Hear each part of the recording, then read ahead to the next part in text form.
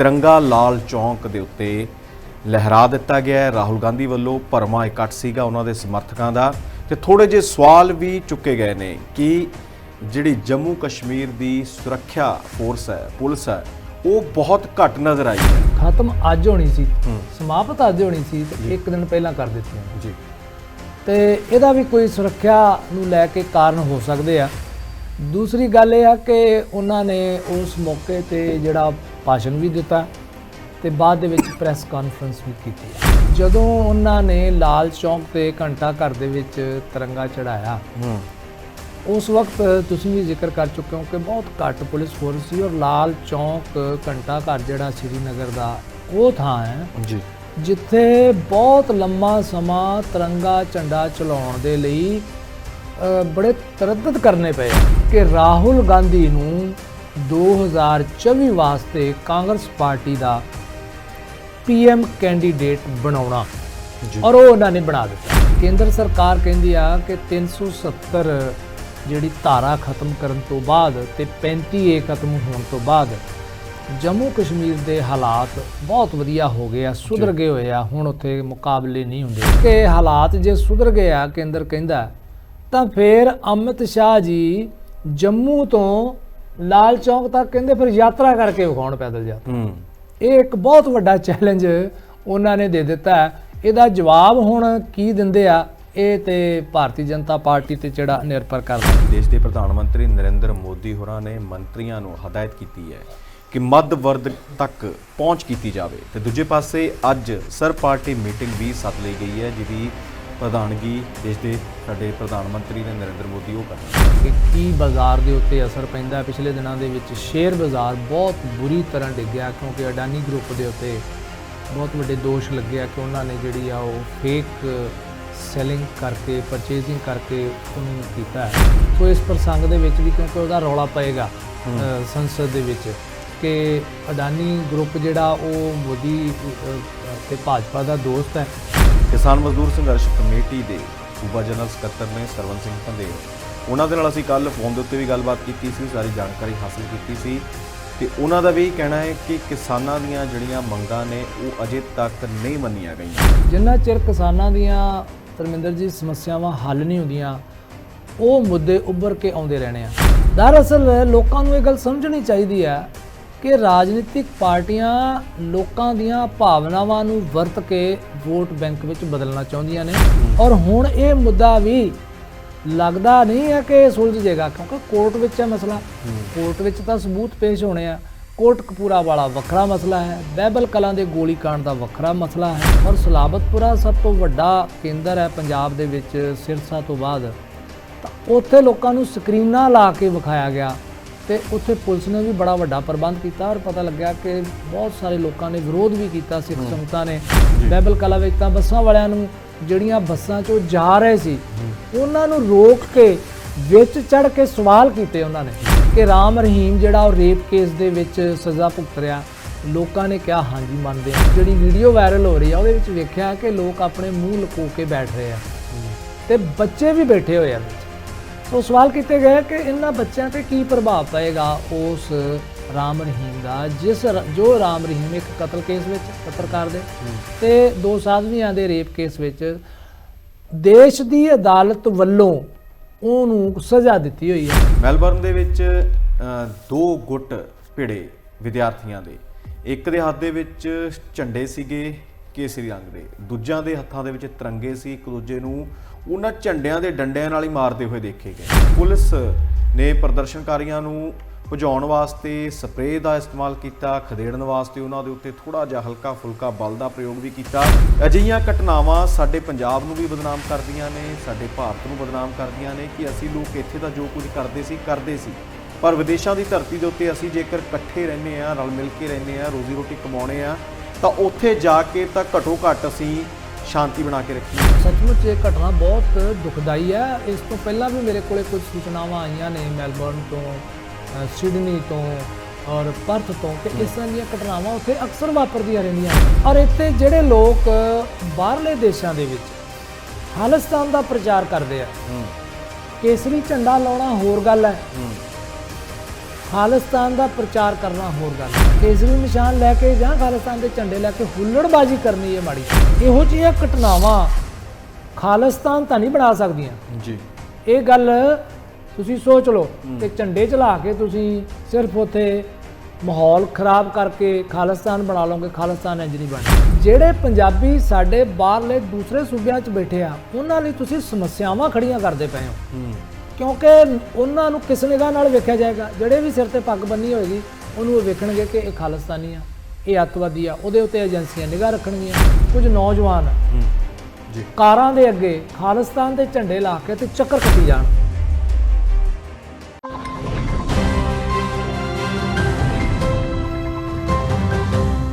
ਸਤਿ ਸ਼੍ਰੀ ਅਕਾਲ। ਖਬਰਾਂ ਦਾ ਸਿਰਾ ਪ੍ਰੋਗਰਾਮ ਦੇਖ ਰਹੇ ਸਾਰੇ ਦਰਸ਼ਕਾਂ ਦਾ ਮੈਂ ਧਰਮਿੰਦਰ ਸੰਧੂ ਸਵਾਗਤ ਕਰਦਾ ਹਾਂ।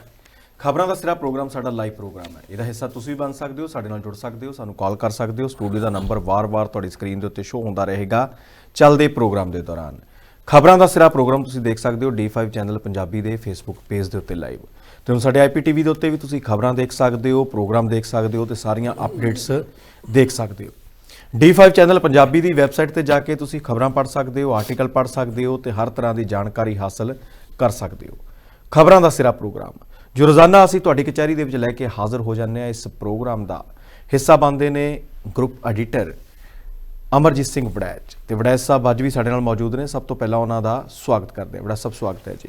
ਸਵਾਗਤ ਅੰਦਰ ਜੀ, ਬਹੁਤ ਬਹੁਤ ਤੁਹਾਡਾ ਵੀ ਸਵਾਗਤ ਹੈ, ਬਹੁਤ ਬਹੁਤ ਦਰਸ਼ਕਾਂ ਦਾ ਵੀ ਸਵਾਗਤ ਹੈ। ਸਾਰਿਆਂ ਨੂੰ ਸਤਿ ਸ੍ਰੀ ਅਕਾਲ, ਨਮਸਕਾਰ ਤੇ ਆਦਾਬ ਜੀ। ਜੀ ਬਿਲਕੁਲ ਜੀ। ਇੱਕ ਤਾਂ ਬਾਹਰ ਠੰਡ ਦੁਬਾਰਾ ਹੋ ਗਈ ਹੈ ਤੇ ਥੋੜਾ ਜਿਹਾ ਗਲੇ ਗੁਲੇ ਵੀ ਖਰਾਬ ਹੋਣੇ ਸ਼ੁਰੂ ਹੋ ਗਏ ਨੇ। ਇੱਕਦਮ ਅਸੀਂ ਵੀ ਲਾਪਰਵਾਹ ਹੋ ਜਾਂਦੇ ਹਾਂ ਬੜੇ ਸਾਹਿਬ ਕਿ ਮਾੜੀ ਜੀ ਧੁੱਪ ਚੜੀ ਤੇ ਕੋਟੀਆਂ ਸਵੈਟਰ ਲਾ ਕੇ ਇੱਕ ਪਾਸੇ ਰੱਖ ਦਿੱਤੇ ਤੇ ਉਦੋਂ ਬਾਅਦ ਦੇ ਵਿੱਚ ਸ਼ਾਮ ਦੀ ਤੇ ਸਵੇਰ ਦੀ ਜਿਹੜੀ ਠੰਡ ਆ ਉਹ ਕਈ ਵਾਰ ਗਲੇ ਦੇ ਉੱਤੇ ਜਾਂ ਸਾਡੇ ਸਰੀਰ ਦੇ ਉੱਤੇ ਬੁਰਾ ਪ੍ਰਭਾਵ ਪਾਈ ਦਿੰਦੀ ਹੈ। ਤੇ ਹੁਣ ਵੀ ਬਾਹਰ ਪੂਰਾ ਬੱਦਲ ਕਾਲੀਆਂ ਘਟਾਵਾਂ ਚੜ੍ਹ ਆਈਆਂ ਨੇ ਤੇ ਪਟਿਆਲਾ ਦਾ ਮੌਸਮ ਦੀ ਅਪਡੇਟ ਇਹ ਹੈ ਵੀ ਕੁਝ ਹੀ ਸਮੇਂ ਬਾਅਦ ਬਾਰਿਸ਼ ਹੋਣ ਦੀ ਸੰਭਾਵਨਾ ਬਣ ਗਈ ਹੈ ਜੀ। ਬਿਲਕੁਲ ਧਰਮਿੰਦਰ ਜੀ, ਹੁਣੇ ਬਾਹਰ ਹੋ ਕੇ ਆਏ ਸਟੂਡੀਓ ਤੋਂ ਪਹਿਲਾਂ ਮੈਂ ਵੀ ਜਦੋਂ ਆਇਆ ਜੀ ਤੇ ਲੱਗ ਰਿਹਾ ਸੀ ਕਿ ਬਹੁਤ ਜਲਦੀ ਥੋੜੀ ਬਹੁਤੀ ਕਿਣਮਣ ਸ਼ੁਰੂ ਹੋ ਜਾਏਗੀ ਜੀ, ਕਿਉਂਕਿ ਮੌਸਮ ਤੇ ਬਦਲਦੇ ਰਹਿੰਦੇ ਆ।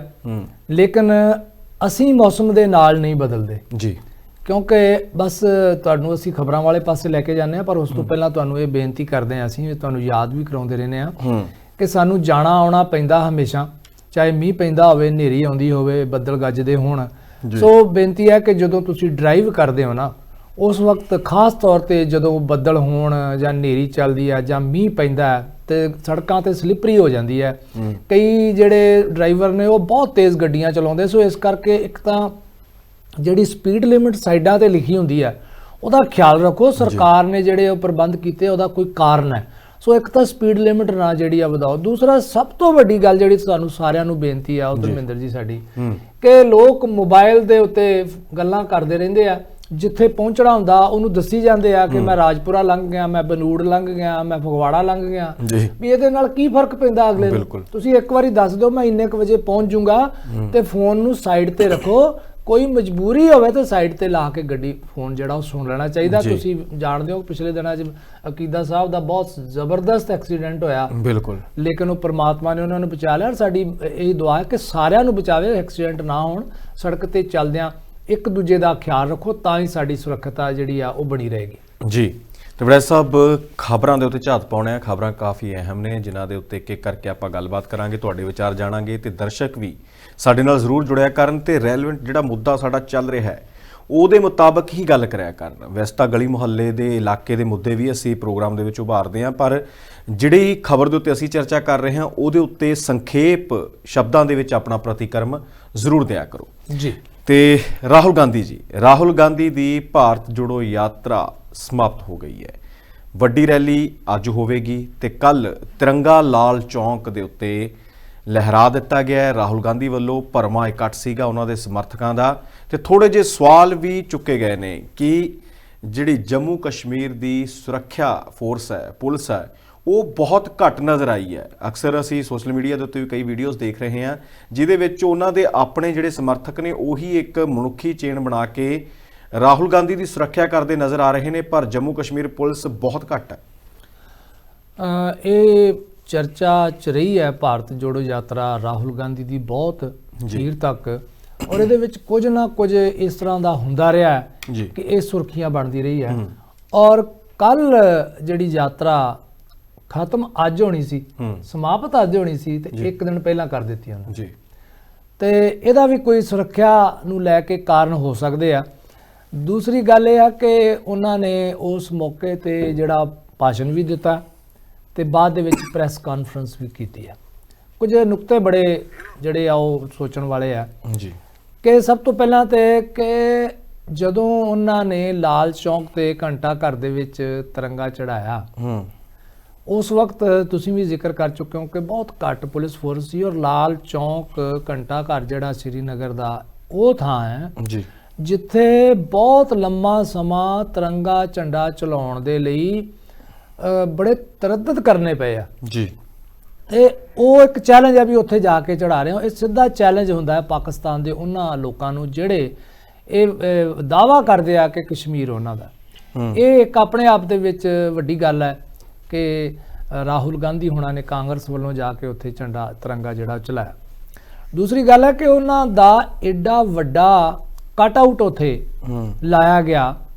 ਕੱਟ ਆਊਟ ਦਾ ਮਤਲਬ ਵੀ ਕਿ ਜਿਵੇਂ ਗੱਤਾ ਹੁੰਦਾ ਹੈ ਨਾ, ਗੱਤੇ ਦਾ ਕੱਟ ਬਣਾ ਕੇ ਉਹਨਾਂ ਦੀ ਤਸਵੀਰ ਉਹਦੇ ਉੱਤੇ ਲਾਈ ਗਈ ਤੇ ਉਹਦੇ ਤੋਂ ਬੜਾ ਸਪਸ਼ਟ ਹੋ ਰਿਹਾ ਜੀ ਕਿ ਰਾਹੁਲ ਗਾਂਧੀ ਭਾਵੇਂ ਇਹ ਗੱਲ ਕਈ ਵਾਰੀ ਕਹਿ ਚੁੱਕੇ ਹੋਏ ਆ, ਜਿਵੇਂ ਉਹਨਾਂ ਨੇ ਕਾਂਗਰਸ ਪਾਰਟੀ ਦੇ ਪ੍ਰਧਾਨ ਬਣਨ ਤੋਂ ਵੀ ਨਾ ਕਰ ਦਿੱਤੀ ਕਿ ਮੈਂ ਇਹ ਜ਼ਿੰਮੇਵਾਰੀ ਨਹੀਂ ਲੈ ਸਕਦਾ ਜੀ, ਲੇਕਿਨ ਇਸ ਸਾਰੀ ਭਾਰਤ ਜੋੜੋ ਯਾਤਰਾ ਦਾ ਮਕਸਦ ਇੱਕੋ ਹੀ ਸੀ ਕਿ ਰਾਹੁਲ ਗਾਂਧੀ ਨੂੰ 2024 ਵਾਸਤੇ ਕਾਂਗਰਸ ਪਾਰਟੀ ਦਾ ਪੀਐਮ ਕੈਂਡੀਡੇਟ ਬਣਾਉਣਾ ਜੀ ਔਰ ਉਹ ਉਹਨਾਂ ਨੇ ਬਣਾ ਦਿੱਤਾ।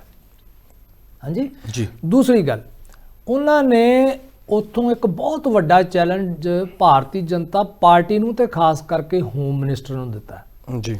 ਉਹਨਾਂ ਨੇ ਕਿਹਾ ਕਿ ਕੇਂਦਰ ਸਰਕਾਰ ਕਹਿੰਦੀ ਆ ਕਿ 370 ਜਿਹੜੀ ਧਾਰਾ ਖਤਮ ਕਰਨ ਤੋਂ ਬਾਅਦ ਤੇ 35A ਖਤਮ ਹੋਣ ਤੋਂ ਬਾਅਦ ਜੰਮੂ ਕਸ਼ਮੀਰ ਦੇ ਹਾਲਾਤ ਬਹੁਤ ਵਧੀਆ ਹੋ ਗਏ ਆ, ਸੁਧਰ ਗਏ ਹੋਏ ਆ, ਹੁਣ ਉੱਥੇ ਮੁਕਾਬਲੇ ਨਹੀਂ ਹੁੰਦੇ। ਹਾਲਾਂਕਿ ਤੁਹਾਨੂੰ ਪਤਾ ਹੈ ਕਿ ਅੱਤਵਾਦੀਆਂ ਨੇ ਆਪਣੀ ਸਟ੍ਰੈਟਜੀ ਬਦਲ ਲਈ ਆ ਉੱਥੇ। ਅੱਗੇ ਉਹ ਬਾਜ਼ਾਰਾਂ ਦੇ ਵਿੱਚ ਆ ਕੇ ਫਾਇਰਿੰਗ ਕਰਦੇ ਸੀ, ਪੁਲਿਸ ਵਾਲਿਆਂ ਤੇ ਫਾਇਰਿੰਗ ਕਰ ਦਿੰਦੇ ਸੀ। ਹੁਣ ਉੱਥੋਂ ਦੇ ਜਿਹੜੇ ਅੱਤਵਾਦੀ ਹੈ, ਪਾਕਿਸਤਾਨ ਨੇ ਨਵੀਂ ਸਟ੍ਰੈਟਜੀ ਅਪਣਾਈ, ਟਾਰਗੇਟਡ ਕਿਲਿੰਗ, ਮਤਲਬ ਮੰਨ ਕੇ ਨਿਸ਼ਾਨਾ ਬਣ ਕੇ, ਭਾਵ ਕਿ ਕਿਸੇ ਸਕੂਲ ਟੀਚਰ ਨੂੰ ਮਾਰਨਾ, ਕਿਸੇ EMPLOYE ਨੂੰ ਮਾਰਨਾ, ਕਿਸੇ ਇੱਕ ਅਫਸਰ ਨੂੰ ਮਾਰਨਾ, ਸਿਰਫ ਇੱਕ ਬੰਦੇ ਦੇ ਉੱਤੇ ਟਾਰਗੇਟ ਕਰਦੇ ਆ ਜੀ।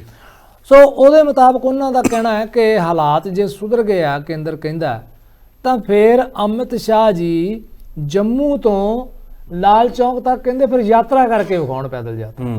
ਇਹ ਇੱਕ ਬਹੁਤ ਵੱਡਾ ਚੈਲੰਜ ਉਹਨਾਂ ਨੇ ਦੇ ਦਿੱਤਾ ਹੈ। ਇਹਦਾ ਜਵਾਬ ਹੁਣ ਕੀ ਦਿੰਦੇ ਆ, ਇਹ ਤੇ ਭਾਰਤੀ ਜਨਤਾ ਪਾਰਟੀ ਤੇ ਜਿਹੜਾ ਨਿਰਭਰ ਕਰਦਾ। ਦੂਸਰੀ ਗੱਲ ਇਹ ਹੈ ਕਿ ਉਹਨਾਂ ਨੇ ਇੱਕ ਹੋਰ ਬੜਾ ਵੱਡਾ ਜਿਹੜਾ ਪੁਆਇੰਟ ਉਠਾਇਆ ਉੱਥੇ, ਉਹ ਇਹ ਕਿ ਭਾਰਤ ਸਰਕਾਰ ਸਾਡੀ ਸਾਰੇ ਜਿਹੜੀ ਮੰਤਰੀ ਨੇ ਜਾਂ ਭਾਰਤੀ ਜਨਤਾ ਪਾਰਟੀ ਹੈ, ਉਹ ਇਹ ਗੱਲ ਕਹਿੰਦੀ ਹੈ ਕਿ ਚੀਨ ਦੇ 1 ਇੰਚ ਤੇ ਮਾਫ ਕਰਨਾ, ਭਾਰਤ ਦੇ ਇਲਾਕੇ 'ਚ ਚੀਨ ਨੇ 1 ਇੰਚ ਤੇ ਵੀ ਜਿਹੜਾ ਉਹ ਕਬਜ਼ਾ ਨਹੀਂ ਕੀਤਾ। ਉਹ ਕਹਿੰਦੇ ਵੀ ਇਹ ਗੱਲ ਕਿੱਥੋਂ ਤੱਕ ਸੱਚ ਹੈ। ਉਹਨਾਂ ਦਾ ਦਾਵਾ ਹੈ ਕਿ ਚੀਨ ਕਈ ਪਾਸਿਓਂ ਸਾਨੂੰ ਜਿਹੜਾ ਉਹ ਦਬਦਾ ਆ ਰਿਹਾ, ਕਈ ਜਿਹੜੇ ਪੁਆਇੰਟਸ ਨੇ ਉਹਨਾਂ ਦੇ ਉੱਤੇ ਉਹਨੇ ਕਬਜ਼ੇ ਕਰ ਲਏ ਹੋਏ ਆ, ਤੇ ਇਹਦੇ ਉੱਤੇ ਵੀ ਸਪਸ਼ਟ ਕਰਨਾ ਚਾਹੀਦਾ ਹੈ, ਇਹ ਦਾਵਾ ਕਰਨ ਕਿ ਚੀਨ ਨੇ ਸਾਡੇ 1 ਵੀ ਇੰਚ ਹਿੱਸੇ ਦੇ ਉੱਤੇ ਕਬਜ਼ਾ ਨਹੀਂ ਕੀਤਾ ਹੋਇਆ। ਕਿਉਂਕਿ ਪਿਛਲੇ ਦਿਨਾਂ ਦੇ ਵਿੱਚ ਖਬਰਾਂ ਆਈਆਂ ਸੀ ਕਿ ਚੀਨ ਨੇ ਕਿਸੇ ਇਲਾਕੇ ਦੇ ਵਿੱਚ ਕੁਝ ਇਹੋ ਜਿਹੇ ਪੁਆਇੰਟਸ ਨੇ ਜਿਨ੍ਹਾਂ ਉੱਤੇ ਆਪਣੀ ਪੈਟਰੋਲਿੰਗ ਚੌਂਕੀਆਂ ਬਣਾ ਲਈਆਂ ਨੇ, ਤੇ ਭਾਰਤ ਵਾਲੇ ਉੱਥੇ ਪੈਟਰੋਲਿੰਗ ਵੀ ਜਿਹੜੀ ਆ ਉਹ ਨਹੀਂ ਕਰ ਸਕਦੇ। ਸੋ ਇਹ ਯਾਤਰਾ ਸਮਾਪਤ ਹੋ ਗਈ ਹੈ। ਇੱਕ ਦਿਨ ਪਹਿਲਾਂ ਹੋਣੀ ਸੀ 30 ਤਰੀਕ ਨੂੰ ਅੱਜ, ਤੇ ਉਹਦਾ ਕਈ ਕਾਰਨ ਹੋ ਸਕਦੇ, ਜਿਵੇਂ ਪਹਿਲਾਂ ਤੁਹਾਡੇ ਨਾਲ ਗੱਲ ਕੀਤੀ ਹੈ। ਪਰ ਇਹ ਆ ਕਿ ਇਹਦੇ ਨਾਲ 2024 ਦੀਆਂ ਜਿਹੜੀਆਂ ਚੋਣਾਂ ਦਾ ਬਿਗਲ ਕਾਂਗਰਸ ਨੇ ਵਜਾ ਦਿੱਤਾ, ਤੇ ਉਧਰ ਅਮਿਤ ਸ਼ਾਹ ਹੁਣਾਂ ਨੇ ਵੀ ਵਜਾ ਦਿੱਤਾ, ਕਿਉਂਕਿ ਉਹਨਾਂ ਨੇ ਵੀ ਇੱਕ ਰੈਲੀ ਹਰਿਆਣੇ 'ਚ ਕਰਨੀ ਸੀ, ਪਰ ਉੱਥੇ ਉਹ ਕਰ ਨਹੀਂ ਸਕੇ। ਉਹਨਾਂ ਨੇ ਟੈਲੀਫੋਨ ਤੇ ਹੀ ਸੰਬੋਧਨ ਕੀਤਾ, ਤੇ ਉਹਨਾਂ ਨੇ ਵੀ ਐਲਾਨ ਕਰ ਦਿੱਤਾ ਉੱਥੇ ਚੋਣਾਂ ਦਾ। ਜੀ ਜੀ ਬਿਲਕੁਲ ਜੀ। ਅਗਲੀ ਖਬਰ ਤੋਂ ਚਰਚਾ ਕਰਦੇ ਹਾਂ। ਅਗਲੀ ਖਬਰ ਵੀ ਸਾਡੇ ਰਾਸ਼ਟਰੀ ਪੱਧਰ ਦੀ ਹੈ। ਦੇਸ਼ ਦੇ ਪ੍ਰਧਾਨ ਮੰਤਰੀ ਨਰਿੰਦਰ ਮੋਦੀ ਹੋਰਾਂ ਨੇ ਮੰਤਰੀਆਂ ਨੂੰ ਹਦਾਇਤ ਕੀਤੀ ਹੈ ਕਿ ਮੱਧ ਵਰਗ ਤੱਕ ਪਹੁੰਚ ਕੀਤੀ ਜਾਵੇ ਤੇ ਦੂਜੇ ਪਾਸੇ ਅੱਜ ਸਰਬ ਪਾਰਟੀ ਮੀਟਿੰਗ ਵੀ ਸੱਦ ਲਈ ਗਈ ਹੈ, ਜਿਹਦੀ ਪ੍ਰਧਾਨਗੀ ਦੇਸ਼ ਦੇ ਸਾਡੇ ਪ੍ਰਧਾਨ ਮੰਤਰੀ ਨੇ ਨਰਿੰਦਰ ਮੋਦੀ ਉਹ ਕਰਨਗੇ। ਬਿਲਕੁਲ, ਕਿਉਂਕਿ ਬਜਟ ਆਉਣ ਵਾਲਾ ਜੀ ਤੇ ਬਜਟ ਸੈਸ਼ਨ ਪਹਿਲੀ ਨੂੰ ਜਿਹੜਾ ਉਹ ਸ਼ੁਰੂ ਹੋ ਜਾਣਾ ਹੈ। ਬਜਟ ਦੇ ਉੱਤੇ ਵੀ ਲੋਕਾਂ ਦੀਆਂ ਬਹੁਤ ਨਿਗਾਹਾਂ ਨੇ ਕਿ ਕੀ ਬਾਜ਼ਾਰ ਦੇ ਉੱਤੇ ਅਸਰ ਪੈਂਦਾ। ਪਿਛਲੇ ਦਿਨਾਂ ਦੇ ਵਿੱਚ ਸ਼ੇਅਰ ਬਾਜ਼ਾਰ ਬਹੁਤ ਬੁਰੀ ਤਰ੍ਹਾਂ ਡਿੱਗਿਆ ਕਿਉਂਕਿ ਅਡਾਨੀ ਗਰੁੱਪ ਦੇ ਉੱਤੇ ਬਹੁਤ ਵੱਡੇ ਦੋਸ਼ ਲੱਗਿਆ ਕਿ ਉਹਨਾਂ ਨੇ ਜਿਹੜੀ ਆ ਉਹ ਫੇਕ ਸੈਲਿੰਗ ਕਰਕੇ ਪਰਚੇਜ਼ਿੰਗ ਕਰਕੇ ਉਹਨੂੰ ਕੀਤਾ ਹੈ। ਸੋ ਇਸ ਪ੍ਰਸੰਗ ਦੇ ਵਿੱਚ ਵੀ ਕਿਉਂਕਿ ਉਹਦਾ ਰੌਲਾ ਪਏਗਾ ਸੰਸਦ ਦੇ ਵਿੱਚ ਕਿ ਅਡਾਨੀ ਗਰੁੱਪ ਜਿਹੜਾ ਉਹ ਮੋਦੀ ਤੇ ਭਾਜਪਾ ਦਾ ਦੋਸਤ ਹੈ ਤੇ ਇਸ ਕਰਕੇ ਉਹ ਸਵਾਲ ਉੱਠਣਗੇ ਜੀ। ਇਹ ਜਿਹੜੀ ਗੱਲ ਕੀਤੀ ਹੈ ਪ੍ਰਧਾਨ ਮੰਤਰੀ ਉਹਨਾਂ ਨੇ ਮੱਧ ਵਰਗ ਦੀ, ਇਹਨੂੰ ਤੁਸੀਂ 2-3 ਗੱਲਾਂ ਨਾਲ ਜੋੜ ਕੇ ਵੇਖ ਸਕਦੇ ਹੋ ਜੀ। ਇਹਦਾ ਮਤਲਬ 2024 ਵੀ ਹੈ ਮੱਧ ਵਰਗ ਦਾ ਜੀ। ਉਹਦਾ ਕਾਰਨ ਇਹ ਹੈ ਕਿ ਜਦੋਂ ਪ੍ਰਧਾਨ ਮੰਤਰੀ ਉਹਨਾਂ ਨੇ ਪ੍ਰੀਖਿਆ 'ਤੇ ਚਰਚਾ ਸ਼ੁਰੂ ਕੀਤੀ ਸੀ ਜੀ ਤਾਂ ਸਾਨੂੰ ਲੋਕਾਂ ਨੂੰ ਇੰਜ ਲੱਗਿਆ ਸੀ ਕਿ ਸ਼ਾਇਦ ਉਹ ਬੱਚਿਆਂ ਨਾਲ ਜਿਵੇਂ ਜਵਾਹਰ ਲਾਲ ਨਹਿਰੂ ਪਿਆਰ ਕਰਦੇ ਸੀ ਵੀ ਉਸੇ ਤਰ੍ਹਾਂ ਮੋਦੀ ਹੁਣੀ ਵੀ ਆਪਣਾ ਇੱਕ ਇਮੇਜ ਬਣਾਉਣਾ ਚਾਹੁੰਦੇ ਆ ਬੱਚਿਆਂ ਦੇ ਨਾਲ। ਪਰ ਗੱਲ ਇਹ ਨਹੀਂ ਸੀ ਹੈਗੀ। ਗੱਲ ਇਹ ਸੀ ਕਿ ਬਹੁਤ ਵਧੀਆ ਸਟ੍ਰੈਟਜੀ ਨਾਲ ਕੰਮ ਕਰ ਰਹੀ ਹੈ ਭਾਰਤੀ ਜਨਤਾ ਪਾਰਟੀ ਕਿ ਜਿਹੜੇ ਬੱਚੇ +2 'ਚ ਨੇ ਜੀ, ਉਹ ਕਿੰਨੇ ਕੁ ਸਾਲਾਂ ਦੇ ਨੇ? ਉਹ 17 ਕੁ ਸਾਲਾਂ ਦੇ ਨੇ ਤੇ ਉਹਨਾਂ ਨੇ ਸਾਲ 1.5 ਸਾਲ ਬਾਅਦ 18 ਦਾ ਹੋ ਜਾਣਾ, ਵੋਟਰ ਬਣ ਜਾਣਾ, ਤਾਂ ਉਹਨਾਂ ਨੇ ਵੋਟਰ ਬਣ ਜਾਣਾ। ਸੋ ਉਹਨਾਂ ਨੇ ਇੱਕ ਬਹੁਤ ਵੱਡਾ ਯੂਥ ਬੈਂਕ ਦਾ ਜਿਹੜਾ ਵੋਟਰ ਬੈਂਕ ਹੈ ਉਹਨੂੰ ਕੈਪਚਰ ਕਰਨਾ ਸ਼ੁਰੂ ਕਰਤਾ ਹਰ ਸਾਲ ਜੀ। ਕਿਉਂਕਿ ਜਿਹੜੀ ਇਹ ਉਮਰ ਹੁੰਦੀ ਹੈ, ਇਸ ਉਮਰ ਦੇ ਵਿੱਚ ਜਿਹੜੇ ਬੱਚੇ ਨੇ ਪੜ੍ਹਾਈ ਕਰਦੇ ਆ ਜਾਂ ਨੌਜਵਾਨ ਹੈ, ਉਹਨਾਂ ਨੂੰ ਨਾ ਰਾਜਨੀਤਿਕ ਗੁੰਝਲਾਂ ਦਾ ਨਹੀਂ ਪਤਾ ਹੁੰਦਾ, ਮੁੱਦਿਆਂ ਦਾ ਨਹੀਂ ਪਤਾ ਹੁੰਦਾ। ਉਹਨਾਂ ਨੂੰ ਪਤਾ ਹੁੰਦਾ ਵੀ ਦੇਸ਼ ਦਾ ਪ੍ਰਧਾਨ ਮੰਤਰੀ ਹੈ, ਏਡਾ ਵੱਡਾ, ਉਹ ਜਹਾਜ਼ਾਂ 'ਚ ਘੁੰਮਦਾ ਹੈ, ਬਾਹਰਲੇ ਦੇਸ਼ਾਂ 'ਚ ਘੁੰਮਦਾ ਹੈ, ਉਹਦੀ ਸਾਰੇ ਪਾਸੇ ਉਹ ਹੁੰਦੀ ਹੈ, ਪ੍ਰਸ਼ੰਸਾ ਹੁੰਦੀ ਹੈ। ਤਾਂ ਉਹਨਾਂ ਨੂੰ ਲੱਗਦਾ ਉਹਨਾਂ ਨੂੰ ਇੱਕ ਮਾਡਲ ਲੱਗਣ ਲੱਗ ਪੈਂਦਾ ਤੇ ਜਦੋਂ ਉਹ ਨੇਤਾ ਉਹਨਾਂ ਨਾਲ ਫੋਨ ਤੇ ਗੱਲ ਕਰਦਾ ਹੈ, ਵੀਡੀਓ ਰਾਹੀਂ ਚੈਟਿੰਗ ਕਰਦਾ ਹੈ, ਉਹਨਾਂ ਨੂੰ ਮੈਸੇਜ ਆਉਂਦੇ ਆ ਇੰਡੀਵਿਜੂਅਲਸ ਨੂੰ, ਤਾਂ ਉਹਨਾਂ ਦੇ ਉੱਤੇ ਪ੍ਰਭਾਵ ਪੈਂਦਾ ਤੇ ਉਹਨਾਂ ਦੇ ਦਿਮਾਗ ਦੇ ਉੱਤੇ ਉਹਦਾ ਬਿੰਬ ਜਿਹੜਾ ਰਹਿ ਜਾਂਦਾ। ਸੋ ਇਸ ਕਰਕੇ ਉਹ ਬਹੁਤ ਵੱਡਾ ਵੋਟ ਬੈਂਕ ਉਹਨਾਂ ਨੇ ਕੈਪਚਰ ਕਰ ਲਿਆ ਸੀ ਉਦੋਂ 2019 ਦੇ ਵਿੱਚ, ਉਹਦਾ ਅਸਰ ਵੀ ਦਿਸਿਆ ਜੀ। ਹੁਣ ਉਹਨਾਂ ਨੇ ਮੱਧ ਵਰਗ ਬਹੁਤ ਵੱਡਾ ਵਰਗ ਹੈ। ਦੇਸ਼ ਦੀ ਇਕਨੋਮੀ ਦਾ ਬਹੁਤ ਜ਼ਿਆਦਾ ਹਿੱਸਾ ਮੱਧ ਵਰਗ ਤੇ ਡਿਪੈਂਡ ਕਰਦਾ ਜੀ। ਸੋ ਉਹਨਾਂ ਨੇ ਆਪਣੇ ਮੰਤਰੀਆਂ ਨੂੰ ਕਿਹਾ ਕਿ ਉਹਨਾਂ ਨੇ ਇਹ ਨਹੀਂ ਕਿਹਾ ਆਪਣੇ ਵੱਲੋਂ, ਜਿਹੜੀ ਫੇਸ ਵੈਲਿਊ ਤਾਂ ਇਹ ਕਹਿੰਦੀ ਆ ਕਿ ਜਿਹੜੀਆਂ ਸਰਕਾਰ ਦੀਆਂ ਸਕੀਮਾਂ ਨੇ ਉਹ ਮੱਧ ਵਰਗ ਤੱਕ ਪਹੁੰਚਾਈਆਂ ਜਾਣ, ਪਰ ਇਹਦਾ ਮੈਸੇਜ ਹੋ ਰਿਹਾ ਹੈ ਕਿ ਮੱਧ ਵਰਗ ਦੇ ਵੋਟਰ ਨੂੰ ਹੁਣ ਆਪਾਂ ਕੈਪਚਰ ਕਰਨਾ ਜੀ। ਸੋ ਇਹ ਅੱਛੀ ਗੱਲ ਹੈ, ਸਕੀਮਾਂ ਪਹੁੰਚਾਈਆਂ ਜਾਣ, ਸਟ੍ਰੈਟਜੀ ਹੁੰਦੀ ਹੈ, ਸਾਰਿਆਂ ਦੀ ਹੁੰਦੀ ਹੈ ਕਿਉਂਕਿ ਤਿਆਰੀਆਂ ਸ਼ੁਰੂ ਹੋ ਚੁੱਕੀਆਂ ਹੋਈਆਂ ਨੇ ਹਰ ਪੱਧਰ ਦੇ ਉੱਤੇ। ਤੇ ਮੀਟਿੰਗ ਸੱਦਣ ਦਾ ਵੀ ਮਤਲਬ ਇਹ ਸੀਗਾ ਕਿ ਅਗਲੇ ਦਿਨਾਂ ਵਿੱਚ ਮੰਤਰੀ ਜਿਹੜੇ ਆ ਉਹ ਹੁਣ ਕਮਰ ਕੱਸ ਲੈਣ। ਨਾਲ ਦੀ ਨਾਲ ਜਿਹੜੀ ਅੱਜ ਮੀਟਿੰਗ ਬੁਲਾਈ ਗਈ ਹੈ ਸਰਬ ਪਾਰਟੀ ਮੀਟਿੰਗ, ਉਹਦੇ ਵਿੱਚ ਵੀ ਹੈ ਕਿ ਜਿਹੜੀ ਸੈਸ਼ਨ ਹੈ ਉਹ ਠੀਕ ਢੰਗ ਨਾਲ ਚੱਲ ਜਾਵੇ ਕਿਉਂਕਿ ਅੱਗੇ ਕਈ ਵਾਰ ਹੋ ਚੁੱਕਿਆ ਹੈ ਕਿ ਮੁੱਦਿਆਂ ਦੇ ਉੱਤੇ, ਕਿਸਾਨ ਮੁੱਦਿਆਂ ਦੇ ਉੱਤੇ ਜਿਹੜਾ ਸੈਸ਼ਨ ਹੈ ਉਹਨੂੰ ਜਿਹੜਾ ਉਹ ਵਾਰ-ਵਾਰ ਸਥਗਿਤ ਕਰਨਾ ਪਿਆ। ਕਿਤੇ ਇਹ ਨਾ ਹੋਵੇ ਕਿ ਹੁਣ ਫੇਰ, ਕਿਉਂਕਿ ਹਾਲੇ ਵੀ ਕਿਸਾਨਾਂ ਦੇ ਮੁੱਦੇ ਉਸੇ ਤਰ੍ਹਾਂ ਅਟਕੇ ਪਏ ਆ। ਉਹਨਾਂ ਨੇ ਜਿਹੜੀਆਂ ਵਾਅਦੇ ਕੀਤੇ ਸੀ ਉਹ ਹਾਲੇ ਤੱਕ ਪੂਰੇ ਨਹੀਂ ਕੀਤੇ ਗਏ। ਪੂਰਾ ਸਾਲ ਜਿਹੜਾ ਉਹ 1.5 ਸਾਲ ਹੋਣ ਵਾਲਾ ਹੋ ਗਿਆ। ਸੋ ਇਸ ਕਰਕੇ ਦੇਖਦੇ ਹਾਂ ਕਿ ਆਉਣ ਵਾਲੇ ਦਿਨਾਂ ਦੇ ਵਿੱਚ ਆਪੋਜੀਸ਼ਨ ਪਾਰਟੀਜ਼ ਕੀ ਤਿਆਰੀ ਕਰਕੇ ਆਉਂਦੀ ਹੈ ਔਰ ਕਿਹੜੇ ਮੁੱਦੇ ਜਿਹੜੇ ਆ ਉਹ ਚੁੱਕੇ ਜਾਂਦੇ ਆ ਜੀ। ਬਿਲਕੁਲ, ਕਿਸਾਨੀ ਦੀ ਗੱਲ ਕੀਤੀ ਹੈ ਤੁਸੀਂ, ਤਾਂ ਕਿਸਾਨਾਂ ਨੇ ਕੱਲ ਸੂਬੇ ਦੇ ਵਿੱਚ ਰੇਲਾਂ ਰੋਕੀਆਂ। 1 ਤੋਂ ਲੈ ਕੇ 4 ਵਜੇ ਤੱਕ ਰੇਲ ਆਵਾਜਾਈ ਠੱਪ ਰਹੀ। ਕਿਸਾਨ ਮਜ਼ਦੂਰ ਸੰਘਰਸ਼ ਕਮੇਟੀ ਦੇ ਸੂਬਾ ਜਨਰਲ ਸਕੱਤਰ ਨੇ ਸਰਵਨ ਸਿੰਘ ਪੰਧੇਰ, ਉਹਨਾਂ ਦੇ ਨਾਲ ਅਸੀਂ ਕੱਲ ਫੋਨ ਦੇ ਉੱਤੇ ਵੀ ਗੱਲਬਾਤ ਕੀਤੀ ਸੀ, ਸਾਰੀ ਜਾਣਕਾਰੀ ਹਾਸਲ ਕੀਤੀ ਸੀ ਤੇ ਉਹਨਾਂ ਦਾ ਵੀ ਕਹਿਣਾ ਹੈ ਕਿ ਕਿਸਾਨਾਂ ਦੀਆਂ ਜਿਹੜੀਆਂ ਮੰਗਾਂ ਨੇ ਉਹ ਅਜੇ ਤੱਕ ਨਹੀਂ ਮੰਨੀਆਂ ਗਈਆਂ। ਤੇ ਕੱਲ ਦੇ ਦਿਨ ਇੱਕ ਮੁੰਡਾ ਬੜਾ ਚਰਚਾ ਦੇ ਵਿੱਚ ਆਇਆ ਸੀ, ਰਣਜੀਤ ਸਿੰਘ, ਤੇ ਉਹ ਕੱਲ ਦਾ ਦਿਨ ਹੀ ਸੀਗਾ ਜਦੋਂ ਉਹਨੂੰ ਪੂਰੀ ਤਰ੍ਹਾਂ ਦੇ ਨਾਲ ਤਸ਼ੱਦਦ ਦਾ ਸ਼ਿਕਾਰ ਬਣਾਇਆ ਗਿਆ। ਕਿਸਾਨ ਮੋਰਚੇ ਨੂੰ ਖੇਰੂ ਕਰਨ ਦੀਆਂ ਕੋਸ਼ਿਸ਼ਾਂ ਕੀਤੀਆਂ ਗਈਆਂ, ਅਚਾਨਕ ਹਮਲਾ ਕੀਤਾ ਗਿਆ, ਤਾਂ ਕਾਫੀ ਕੁਝ ਉਹਨਾਂ ਨੇ ਕੱਲ ਯਾਦ ਵੀ ਕਰਵਾ ਦਿੱਤਾ ਜੀ। ਦੇਖੋ, ਕਿਸਾਨ ਅੰਦੋਲਨ ਇੱਕ ਇਸ ਤਰ੍ਹਾਂ ਦਾ ਅੰਦੋਲਨ ਸੀ ਜੀ ਜਿਹੜਾ ਬਹੁਤ ਦੇਰ ਤੱਕ ਸਾਡੇ ਜਿਹੜੇ ਮਾਨਸਿਕ ਪਟਲ ਦੇ ਉੱਤੇ, ਪਰਦੇ ਦੇ ਉੱਤੇ ਉਹ ਬਣਿਆ ਰਹਿਣਾ। ਜਿੰਨਾ ਚਿਰ ਕਿਸਾਨਾਂ ਦੀਆਂ ਧਰਮਿੰਦਰ ਜੀ ਸਮੱਸਿਆਵਾਂ ਹੱਲ ਨਹੀਂ ਹੁੰਦੀਆਂ, ਉਹ ਮੁੱਦੇ ਉੱਭਰ ਕੇ ਆਉਂਦੇ ਰਹਿਣੇ ਆ ਔਰ ਵਾਰ-ਵਾਰ ਜਿਹੜਾ ਉਹ ਕਿਸਾਨਾਂ ਨੂੰ ਸੰਘਰਸ਼ ਕਰਨਾ ਪੈ ਰਿਹਾ, ਰੇਲ ਰੋਕੋ ਕਰਨਾ ਪੈ ਰਿਹਾ, ਕਦੇ ਸੜਕ ਜਾਮ ਕਰਨੀ ਪੈ ਰਹੀ ਹੈ। ਤੇ ਤੁਸੀਂ ਦੇਖੋ ਕਿ ਜਦੋਂ ਅਸੀਂ ਇੰਨੀ ਠੰਡ ਦੇ ਵਿੱਚ ਘਰਾਂ ਦੇ ਵਿੱਚ ਬੈਠੇ ਹੋਏ ਆ, ਹੀਟਰ ਲਾਏ ਹੋਏ ਆ, ਅਸੀਂ ਅਲਸੀ ਦੀਆਂ ਪਿੰਨੀਆਂ ਖਾ ਰਹੇ ਆ, ਅਸੀਂ ਟੀਵੀ ਦਾ ਆਨੰਦ ਮਾਣਦੇ ਪਏ ਆ, ਤੇ ਉਸ ਵਕਤ ਕਿਸਾਨ ਵਿਚਾਰੇ ਆਪਣੇ ਬਜ਼ੁਰਗਾਂ, ਬੱਚਿਆਂ, ਔਰਤਾਂ ਦੇ ਨਾਲ ਰੇਲਵੇ ਟਰੈਕਸ ਦੇ ਉੱਤੇ ਬੈਠੇ ਹੋਏ ਆ, ਜਿੱਥੇ ਕੋਈ ਆਲੇ ਦੁਆਲੇ ਦਰਖਤ ਨਹੀਂ ਹੁੰਦਾ, ਹਵਾ ਨਹੀਂ ਰੁਕਦੀ, ਇੰਨੀ ਠੰਡ ਹੁੰਦੀ ਆ, ਪਟੜੀਆਂ ਠੰਡੀਆਂ ਹੁੰਦੀਆਂ, ਜਿਹੜਾ ਪੱਥਰ ਪਿਆ ਹੁੰਦਾ ਉਹ ਵੀ ਠੰਡਾ ਹੋਇਆ ਹੁੰਦਾ, ਔਰ ਉੱਥੇ ਉਹ ਲੋਕ ਦਰੀਆਂ ਵਿਛਾ ਕੇ ਟੈਂਟ ਲਾ ਕੇ ਬੈਠੇ ਹੋਏ ਆ, ਵਿਰੋਧ ਕਰਦੇ ਪਏ ਆ, ਆਪਣੀ ਮੰਗ ਕਰਦੇ ਪਏ ਆ। ਇਹਦੇ ਵਿੱਚ ਕੁਝ ਮੁੱਦੇ ਤੇ ਪੰਜਾਬ ਸਰਕਾਰ ਨਾਲ ਸੀਗੇ, ਲੇਕਿਨ ਬਾਕੀ ਦੇ ਜਿੰਨੇ ਮੁੱਦੇ ਸੀ ਉਹ ਕੇਂਦਰ ਸਰਕਾਰ ਨਾਲ ਹੀ ਜੁੜੇ ਹੋਏ ਆ। ਇਹ 12 ਜ਼ਿਲ੍ਹਿਆਂ ਦੇ ਵਿੱਚ 14 ਥਾਵਾਂ ਤੇ ਉਹਨਾਂ ਨੇ ਕੱਲ ਰੇਲ ਰੋਕੋ ਦਾ ਕੀਤਾ 1 ਤੋਂ 4 ਵਜੇ ਤੱਕ ਜੀ, ਔਰ ਇਹ ਐਲਾਨ ਹੋਇਆ ਕਿ ਉਹਨਾਂ ਨੇ ਕੱਲ ਸਾਰੇ ਜਾਮ ਚੁੱਕ ਲਏ, ਸਿਰਫ ਬਟਾਲਾ ਦੇ ਵਿੱਚ ਜਿਹੜਾ ਜਾਮ ਉਹ ਕਹਿੰਦੇ ਸੀ ਲਾ ਕੇ ਰੱਖਾਂਗੇ ਜਿੰਨਾ ਚਿਰ ਸਾਡੀਆਂ ਮੰਗਾਂ ਨਹੀਂ ਮੰਨੀਆਂ ਜਾਂਦੀਆਂ। ਮੰਗਾਂ ਉਹਨਾਂ ਦੀਆਂ ਆਪਾਂ ਵਾਰ-ਵਾਰ ਦੁਹਰਾਉਂਦੇ ਆ, ਪਰ ਇੱਕ ਵਾਰ ਤੁਹਾਡੇ ਨਾਲ ਫਿਰ ਸਾਂਝੀਆਂ ਕਰ ਦਈਏ। ਸਭ ਤੋਂ ਪਹਿਲੀ ਮੰਗ ਉਹਨਾਂ ਦੀ ਹੈਗੀ ਆ ਕਿ ਜਿਹੜੇ ਕਿਸਾਨਾਂ ਦੀ ਕਿਸਾਨ ਅੰਦੋਲਨ ਦੌਰਾਨ ਮੌਤ ਹੋ ਗਈ ਉਹਨਾਂ ਨੂੰ ਮੁਆਵਜ਼ਾ ਦਿੱਤਾ ਜਾਵੇ ਜੀ। ਨੰਬਰ 2 ਉਹਨਾਂ ਨੇ ਕਿਹਾ ਕਿ ਉਹਨਾਂ ਦੇ ਪਰਿਵਾਰ ਦੇ ਇੱਕ ਮੈਂਬਰ ਨੂੰ ਨੌਕਰੀ ਦਿੱਤੀ ਜਾਵੇ ਜੀ। ਔਰ ਫਿਰ ਜਿੰਨੇ ਕੇਸ यूपी ਦੇ ਵਿੱਚ, ਹਰਿਆਣਾ ਦੇ ਵਿੱਚ, ਚੰਡੀਗੜ੍ਹ ਹੈ, ਦਿੱਲੀ ਹੈ ਤੇ ਪੰਜਾਬ ਦੇ ਵਿੱਚ ਹੋਇਆ, ਉਹ ਵਾਪਸ ਲੈ ਜਾਣ। ਹਾਲੇ ਤੱਕ ਉਹਨਾਂ ਦਾ ਦਾਵਾ ਹੈ ਪੰਧੇਰ ਸਾਹਿਬ ਦਾ ਕਿ ਕਿਸੇ ਸਟੇਟ ਨੇ ਕੇਸ ਵਾਪਸ ਨਹੀਂ ਲਿਆ, ਸਿਰਫ ਪ੍ਰੋਸੈਸ ਸ਼ੁਰੂ ਕੀਤੇ ਹੋਏ ਆ। ਏਡਾ ਵੱਡਾ ਪ੍ਰੋਸੈਸ ਲੱਗ ਜਾਂਦਾ ਕੇਸ ਵਾਪਸ ਲੈਣ ਵਿੱਚ, ਕਿੰਨੇ ਔਖੇ ਆ ਕੇਸ ਲੈਣੇ। ਹਾਲੇ ਤੇ ਕੋਰਟਾਂ 'ਚ ਗਏ ਨਹੀਂ ਕੇਸ, ਜਿਹੜੇ ਕੋਰਟ 'ਚ ਗਏ ਆ ਉਹ ਵੱਖਰੀ ਗੱਲ ਹੈ, ਪਰ ਜਿਹੜੇ ਕੇਸ ਤੁਸੀਂ ਲੈ ਸਕਦੇ ਹੋ ਵਾਪਸ, ਉਹ ਤਾਂ ਵਾਪਸ ਲੈ ਸਕਦੇ ਹੋ, ਸਰਕਾਰ ਫੈਸਲਾ ਕਰ ਸਕਦੀ ਹੈ ਜੀ। ਇਹਦੇ ਨਾਲ ਨਾਲ ਲਖੀਮਪੁਰ ਖੀਰੀ ਵਾਲੀ ਜਿਹੜੀ ਘਟਨਾ ਹੈ ਉਹਦੇ ਵਿੱਚ ਆਸ਼ੀਸ਼ ਮਿਸ਼ਰਾ ਨੂੰ ਜਿਹੜੀ ਜ਼ਮਾਨਤ ਮਿਲ ਗਈ ਹੋਈ ਹੈ, ਤੇ ਉਹਨਾਂ ਦਾ ਇਹ ਹੈ ਕਿ ਉਹਦੇ ਪਿਤਾ ਅਜੇ ਮਿਸ਼ਰਾ ਟੈਨੀ ਨੂੰ ਜਿਹੜਾ ਉਹ ਬਰਖਾਸਤ ਕੀਤਾ ਜਾਣਾ ਚਾਹੀਦਾ। ਇਸ ਪਰਿਵਾਰ ਦੇ ਖਿਲਾਫ ਜਿਹੜੀ ਹੈ ਉਹ ਕਾਰਵਾਈ ਹੋਣੀ ਚਾਹੀਦੀ ਹੈ। ਨਾਲ ਇਹਦੇ ਇਹ ਆ ਕਿ ਭਾਰਤ ਮਾਲਾ ਪ੍ਰੋਜੈਕਟ ਹੈ ਜਿਹੜਾ ਬਹੁਤ ਵੱਡੀ ਸੜਕ ਬਣ ਰਹੀ ਹੈ, ਜਿਹੜੀ ਵੱਖ-ਵੱਖ ਸਟੇਟਸ ਨੂੰ ਜੋੜਦੀ ਆ ਔਰ ਪੰਜਾਬ ਦੇ ਵਿੱਚੋਂ ਵੀ ਲੰਘ ਕੇ ਜਾਣੀ ਆ, ਔਰ ਉਹਦਾ ਜਿਹੜਾ ਮੁਆਵਜ਼ਾ ਤੁਸੀਂ ਨਹੀਂ ਪੂਰੀ ਤਰ੍ਹਾਂ ਦੇ ਰਹੇ, ਉਹਦਾ ਹੈ ਕਿ ਪੂਰਾ ਮੁਆਵਜ਼ਾ ਕਿਸਾਨਾਂ ਨੂੰ ਦਿੱਤਾ ਜਾਣਾ ਚਾਹੀਦਾ। ਔਰ ਤੁਸੀਂ ਕਈ ਵਾਰੀ ਮੁਆਵਜ਼ਾ ਦੇਣ ਤੋਂ ਪਹਿਲਾਂ ਹੀ ਉਹਨਾਂ ਦੀਆਂ ਜ਼ਮੀਨਾਂ ਤੇ ਕਬਜ਼ਾ ਕਰਨ ਸਰਕਾਰ ਪਹੁੰਚ ਜਾਂਦੀ ਆ।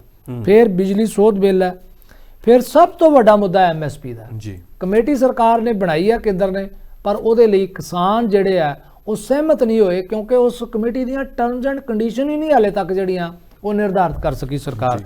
ਫਿਰ ਗੰਨੇ ਲਈ ਉਹਨਾਂ ਨੇ ਕਿਹਾ ਕਿ ਪੰਜਾਬ ਸਰਕਾਰ ਰੇਟ ਵਧਾਵੇ, ਔਰ ਇੱਕ ਨਵੀਂ ਮੰਗ ਜਿਹੜੀ ਜੁੜ ਗਈ ਹੋਈ ਹੈ ਉਹ ਇਹ ਹੈ ਕਿਉਂਕਿ WTO ਦਾ ਭਾਰਤ ਮੈਂਬਰ ਹੈ। ਇਹ 95 ਦੇ ਵਿੱਚ ਜਾ ਕੇ ਜਿਹੜਾ ਉਹ ਸਾਈਨ ਹੋਇਆ ਸੀ ਇਹ WTO ਦਾ ਐਗਰੀਮੈਂਟ, ਔਰ ਭਾਰਤ ਉਹਦਾ ਮੈਂਬਰ ਬਣਿਆ ਸੀ। ਉਸ ਤੋਂ ਪਹਿਲਾਂ ਡੰਕਨ ਸਮਝੌਤੇ ਦੇ ਉੱਤੇ ਗੱਲ ਚੱਲਦੀ ਰਹੀ ਹੈ, ਔਰ ਜਿਹੜੀਆਂ ਗਲੋਬਲਾਈਜੇਸ਼ਨ ਦੀਆਂ ਪਾਲਿਸੀਜ਼ ਨੇ ਉਹ ਲਾਗੂ ਹੋਈਆਂ। ਉਹਦੇ ਤੋਂ ਕਿਸਾਨ ਦੁਖੀ ਆ ਕਿ ਬਾਹਰਲੀਆਂ ਚੀਜ਼ਾਂ ਇੱਥੇ ਆ ਗਈਆਂ, ਇਸ ਕਰਕੇ ਸਾਨੂੰ ਜਿਹੜਾ ਬਹੁਤ ਵੱਡਾ ਨੁਕਸਾਨ ਹੋ ਰਿਹਾ ਵੀ ਭਾਰਤ ਉਹਦੇ ਚੋਂ ਬਾਹਰ ਵੀ ਆਵੇ।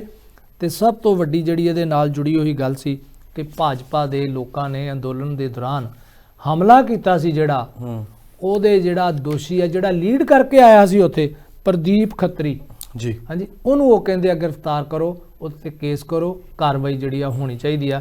ਇਹ ਸੱਚਮੁੱਚ ਬੜਾ ਵੱਡਾ ਮੁੱਦਾ ਹੈ, ਇਹ ਕਿਸੇ ਹੋਰ ਪਾਸੇ ਵੀ ਜਾ ਸਕਦਾ ਹੈ, ਆਉਣ ਵਾਲੇ ਸਮੇਂ ਦੇ ਵਿੱਚ ਵੱਡਾ ਰੂਪ ਧਾਰਨ ਕਰ ਸਕਦਾ ਹੈ, ਫਿਰ ਉਹੋ ਜਿਹਾ ਅੰਦੋਲਨ ਬਣ ਸਕਦਾ ਹੈ ਜਿਸ ਤਰ੍ਹਾਂ ਕਿ ਪਿਛਲੇ ਦਿਨਾਂ ਜੀਂਦ ਵਿੱਚ ਜਿਹੜੀ ਖਾਪ ਪੰਚਾਇਤ ਵਾਲਿਆਂ ਨੇ ਬਹੁਤ ਵੱਡੀ ਕਿਸਾਨ ਰੈਲੀ ਕੀਤੀ ਆ, ਉਹਦੇ ਵਿੱਚ ਰਕੇਸ਼ ਟਕੈਤ ਵੀ ਆਏ ਆ, ਪੰਜਾਬ ਦੇ ਕਿਸਾਨ ਵੀ ਗਏ ਆ, ਲੀਡਰ ਵੀ ਗਏ ਆ।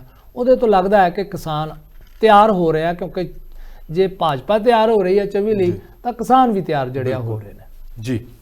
ਤੇ ਵੜੈਚ ਸਾਹਿਬ, ਕੱਲ ਸਾਰਾ ਦਿਨ ਮਾਹੌਲ ਅਜਿਹਾ ਰਿਹਾ, ਸਭ ਦੇ ਮਨ ਦੇ ਵਿੱਚ ਡਰ ਰਿਹਾ ਕਿ ਕਿਤੇ ਕੋਈ ਭਾਣਾ ਨਾ ਵਾਪਰ ਜਾਵੇ, ਕਿਤੇ ਕੋਈ ਅਣਸੁਖਾਵੀਂ ਘਟਨਾ ਨਾ ਹੋ ਜਾਵੇ। ਕਾਰਨ ਇਹ ਸੀ ਕਿ ਡੇਰਾ ਮੁਖੀ ਰਾਮ ਰਹੀਮ ਦਾ ਵਰਚੁਅਲ ਸਤਸੰਗ ਸੀ ਡੇਰਾ ਸਲਾਵਤਪੁਰਾ 'ਚ। ਵੱਡੀ ਗਿਣਤੀ ਦੇ ਵਿੱਚ ਉਹਨਾਂ ਦੇ ਸਮਰਥਕ ਪਹੁੰਚੇ।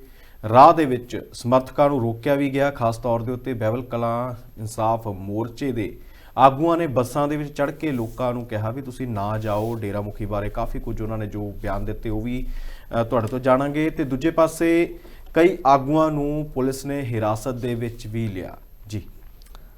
ਦੇਖੋ, ਇਹ ਮੁੱਦਾ ਬਹੁਤ ਚਿੰਤਾ ਵਾਲਾ ਹੈ ਔਰ ਇਹ ਬਜਾਏ ਇਸ ਦੇ ਕਿ ਇਹ ਦਬ ਜਾਵੇ, ਇਹ ਦਿਨੋਂ ਦਿਨ ਹਰ ਦਿਨਾਂ ਤੋਂ ਬਾਅਦ ਕੋਈ ਨਵਾਂ ਮੋੜ ਲੈ ਲੈਂਦਾ ਜੀ। ਡੇਰਾ ਰਾਮ ਰਹੀਮ ਤੇ ਡੇਰਾ ਸੱਚਾ ਸੌਦਾ ਇੱਕੋ ਹੀ ਗੱਲ ਹੈ। ਹਾਂਜੀ, ਉਸ ਮੁਖੀ ਨੂੰ ਵਾਰ-ਵਾਰ ਸਰਕਾਰ ਵੱਲੋਂ ਪੈਰੋਲ ਦੇਣ ਕਰਕੇ ਜਿਹੜੀ ਸਿੱਖ ਸੰਗਤਾਂ ਦੇ ਵਿੱਚ ਹੈ ਉਹ ਰੋਸ ਆ ਰਿਹਾ, ਕਿਉਂਕਿ ਇਹ ਭਾਵੇਂ ਜਾਂਚ ਏਜੰਸੀਆਂ ਦੇ ਵਿੱਚ ਹਾਲੇ ਪੂਰੀ ਤਰ੍ਹਾਂ ਕੁਝ ਸਪਸ਼ਟ ਨਹੀਂ ਕੀਤਾ ਗਿਆ, ਕਿਉਂਕਿ ਟ੍ਰਾਇਲ ਚੱਲਦੀ ਪਈ ਹੈ। ਕੋਰਟ ਨੇ ਡਿਸਾਈਡ ਕਰਨਾ ਕਿ ਬੇਅਦਬੀ ਕਿਹਨੇ ਕੀਤੀ ਹੈ। ਪਰ ਲੋਕ ਇਹ ਗੱਲ ਮੰਨਦੇ ਆ ਕਿ ਡੇਰਾ ਸੱਚਾ ਸੌਦਾ ਹੀ 2015 ਦੇ ਵਿੱਚ ਜਿਹੜੀ ਬੇਅਦਬੀ ਹੋਈ ਹੈ ਉਹਦੇ ਲਈ ਜ਼ਿੰਮੇਵਾਰ ਹੈ ਜੀ। ਇਹ ਮੰਨਿਆ ਜਾ ਰਿਹਾ ਹੈ ਲੋਕਾਂ ਵੱਲੋਂ। ਲੋਕਾਂ ਦੀ ਆਵਾਜ਼ ਦੇ ਵਿੱਚ ਬਹੁਤ ਕੁਝ ਸੱਚ ਵੀ ਹੁੰਦਾ ਹੈ ਔਰ ਇਹਨੂੰ ਆਪਾਂ ਝੁਠਲਾ ਨਹੀਂ ਸਕਦੇ। ਇਸ ਕਰਕੇ ਸਰਕਾਰ ਨੂੰ ਪੋਲੀਟੀਕਲ ਡਿਸੀਜਨ ਦੇ ਨਾਲ ਨਾਲ ਇਹ ਸੋਚਣਾ ਚਾਹੀਦਾ ਹੈ ਕਿ ਇਸ ਤਰ੍ਹਾਂ ਦੇ ਡਿਸੀਜਨ ਹੈ ਜਿਹੜੇ ਉਹ ਕੀ ਅਸਰ ਪਾ ਸਕਦੇ ਆ। ਮੈਨੂੰ ਲੱਗਦਾ ਕਾਲ ਸਾਡੇ ਕੋਲੇ ਆਈ, ਅਸੀਂ ਗੱਲ ਕਰ ਲਈ ਉਹਨਾਂ ਨਾਲ। ਹਾਂ, ਕਾਲਰ ਲਾਈਨ ਤੇ ਨੇ ਜੀ।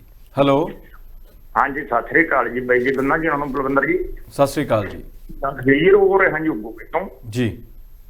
ਹਾਂ ਜੀ, ਇਹ ਡੇਰੇ ਵਾਲਾ ਇਹ ਹੈ ਜੀ ਕੰਮ, ਜਿਹੜੀਆਂ ਮਤਲਬ ਸਰਕਾਰਾਂ ਨਾ ਇਹ ਸਿੱਖਾਂ ਦੇ ਨਾਲੋਂ ਕੋਈ ਵੀ ਇਕੱਲੇ ਸਿੱਖ ਵਾਸਤੇ ਨਹੀਂ, ਜਿਹੜੇ ਗਰੀਬ ਆ, ਹਿੰਦੂ ਆ, ਮੁਸਲਮਾਨ ਆ, ਅਸੀਂ ਇੱਕੋ ਹੀ ਪਿੰਡਾਂ ਦੇ ਵਿੱਚ ਰੋਟੀ ਆਟਾ ਵੀ ਉਧਰ ਉਧਰ ਹੀ ਦਾਰਾ ਲੈ ਲੈਂਦੇ ਆ। ਇਹ ਉਹਨਾਂ ਦੇ ਕਿਤੇ ਲੂਣ ਭੁੱਕਦੀਆਂ।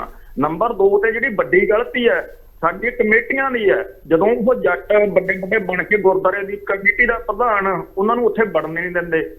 ਆਪਦੇ ਜਵਾਕਾਂ ਦੇ ਬਾਰ ਮੂਹਰੇ ਪਤਾ ਕੀ ਬੋਰਡ ਲੱਗਿਆ ਹੋਊ, ਇੱਥੇ ਸ਼ਰਾਬ ਪੀਣੀ ਮਨਾ, ਇੱਥੇ ਨੰਗੇ ਸਿਰ ਆਉਣਾ ਮਨਾ, ਕਿਉਂ ਦੂਜੀ ਬਾਹਰ ਦੀ ਖੁੱਲੀ ਬੇਟੀ ਵੀ ਬਾਹਰ ਪੀਆ ਕਰੋ ਜੀ। ਇਹ ਤਾਂ ਬਹੁਤ ਬਾਈ ਜੀ ਉਹ ਆ ਗਿਆ।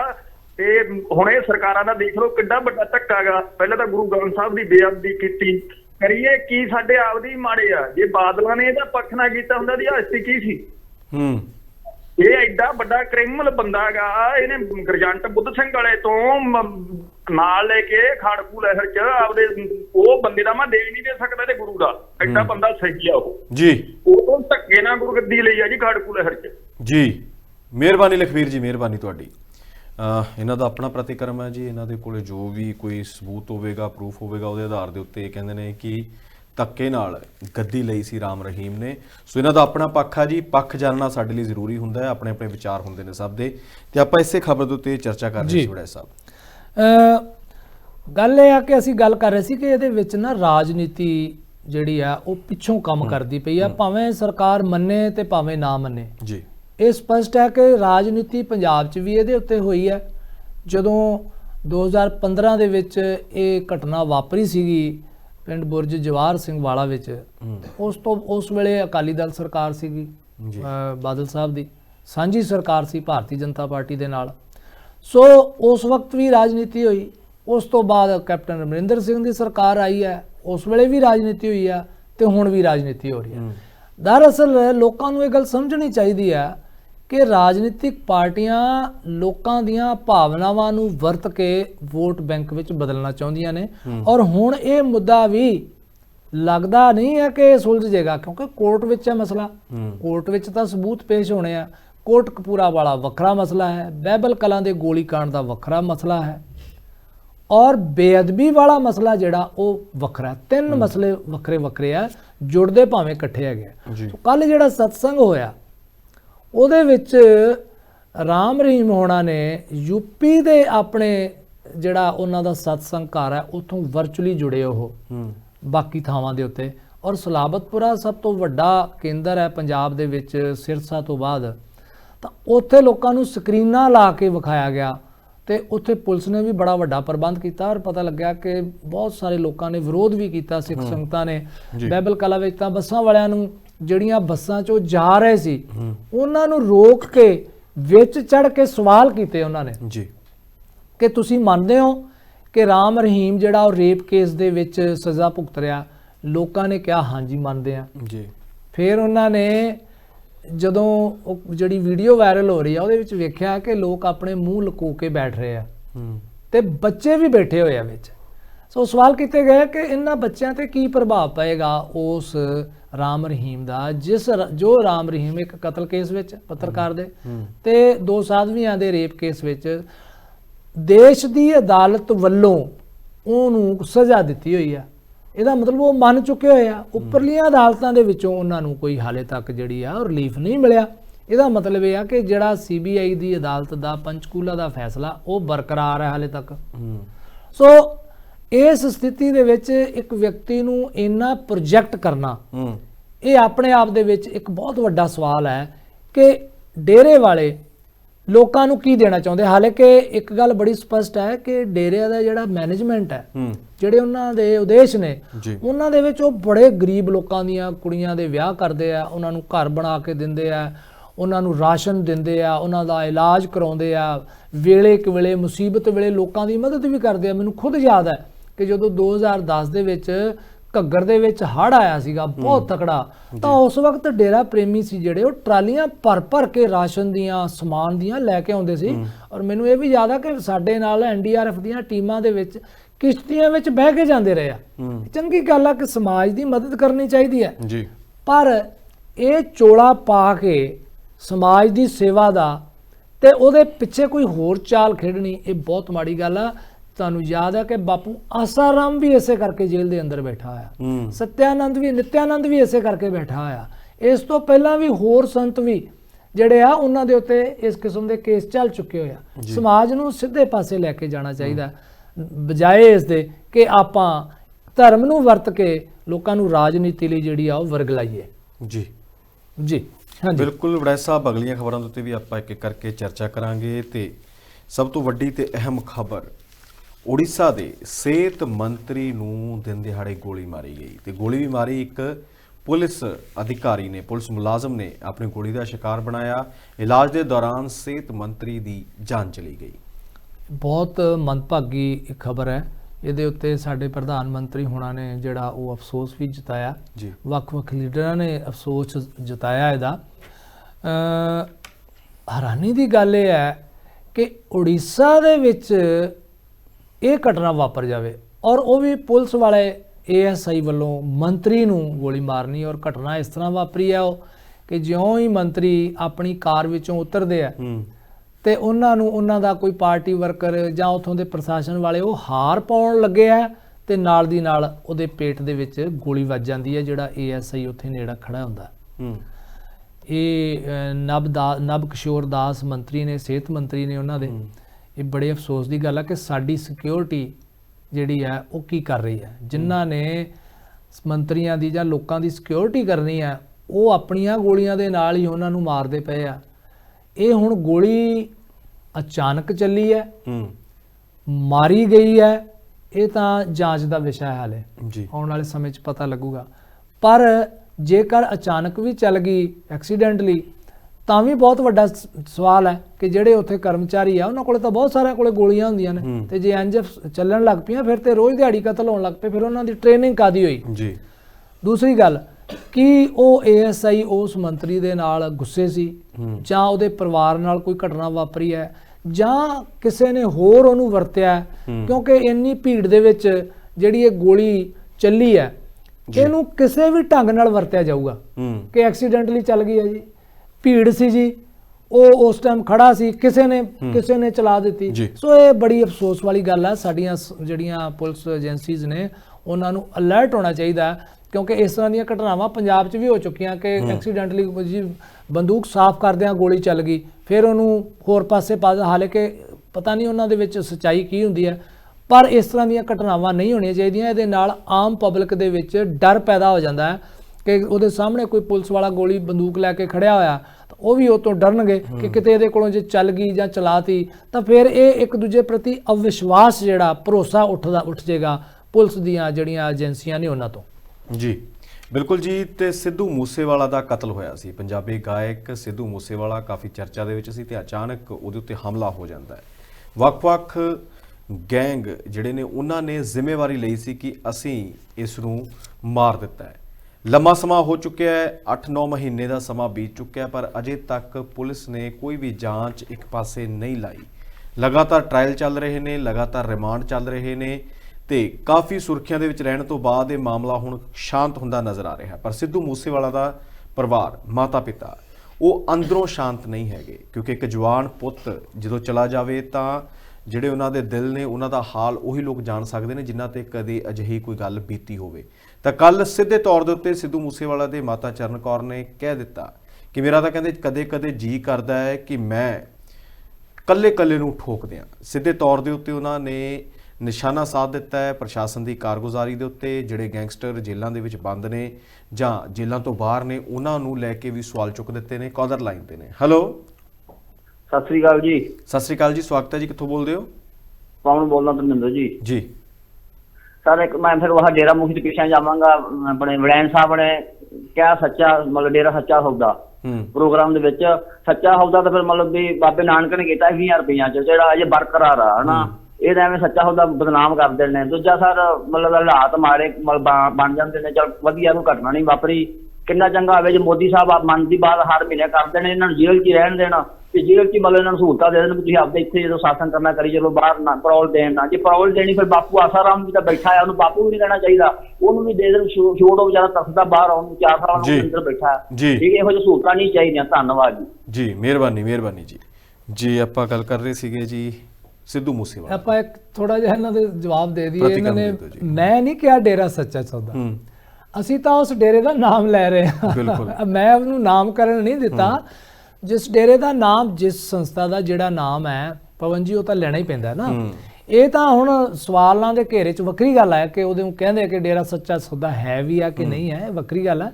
ਪਰ ਉਹਦਾ ਨਾਮ ਤਾਂ ਸਾਨੂੰ ਲੈਣਾ ਹੀ ਪਊਗਾ। ਹੁਣ ਉਹਦਾ ਨਾਮ ਰਾਮ ਰਹੀਮ ਹੈ, ਗੁਰਮੀਤ ਰਾਮ ਰਹੀਮ ਹੈ, ਤੇ ਤੁਸੀਂ ਕਹੋਗੇ ਤੁਸੀਂ ਉਹਨੂੰ ਰਾਮ ਕਹੀ ਜਾਂਦੇ ਹੋ, ਰਹੀਮ ਕਹੀ ਜਾਂਦੇ ਹੋ, ਸਿੰਘ ਕਹੀ ਜਾਂਦੇ ਹੋ। ਸੋ ਇਹ ਗੱਲ ਜੀ ਬਿਲਕੁਲ ਜੀ। ਆਪਾਂ ਸਿੱਧੂ ਮੂਸੇਵਾਲਾ ਦਾ ਜ਼ਿਕਰ ਕਰ ਰਹੇ ਸੀ ਕਿ ਸਿੱਧੂ ਮੂਸੇਵਾਲਾ ਦਾ ਪਰਿਵਾਰ ਪੁਲਿਸ ਦੀ ਜਾਂਚ ਤੋਂ, ਸਰਕਾਰ ਦੀ ਕਾਰਗੁਜ਼ਾਰੀ ਤੋਂ ਖੁਸ਼ ਨਹੀਂ ਹੈਗਾ।